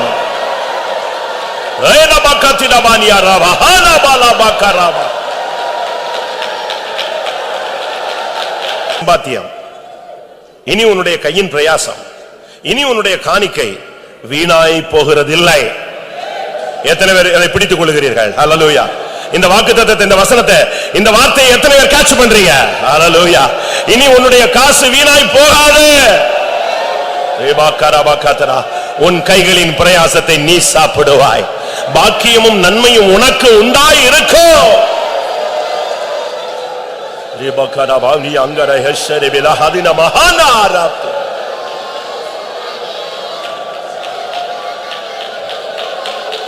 சொல்றேன், ரட்சகனுடைய அபிஷேகம் உனக்கு இன்னைக்கு கிடைச்சதுன்னா உனக்கு ஜென்ம சுபாவத்தில் விடுதலை கிடைக்கும். ரட்சகனுடைய அபிஷேகம் கிடைச்சதுன்னா இச்சை, எண்ணம், தோல்விகள் எல்லாவற்றிலும் உனக்கு ஜெயம் கிடைக்கும். எத்தனை பேருக்கு அது ஆசை? எத்தனை பேருக்கு அது ஆசை?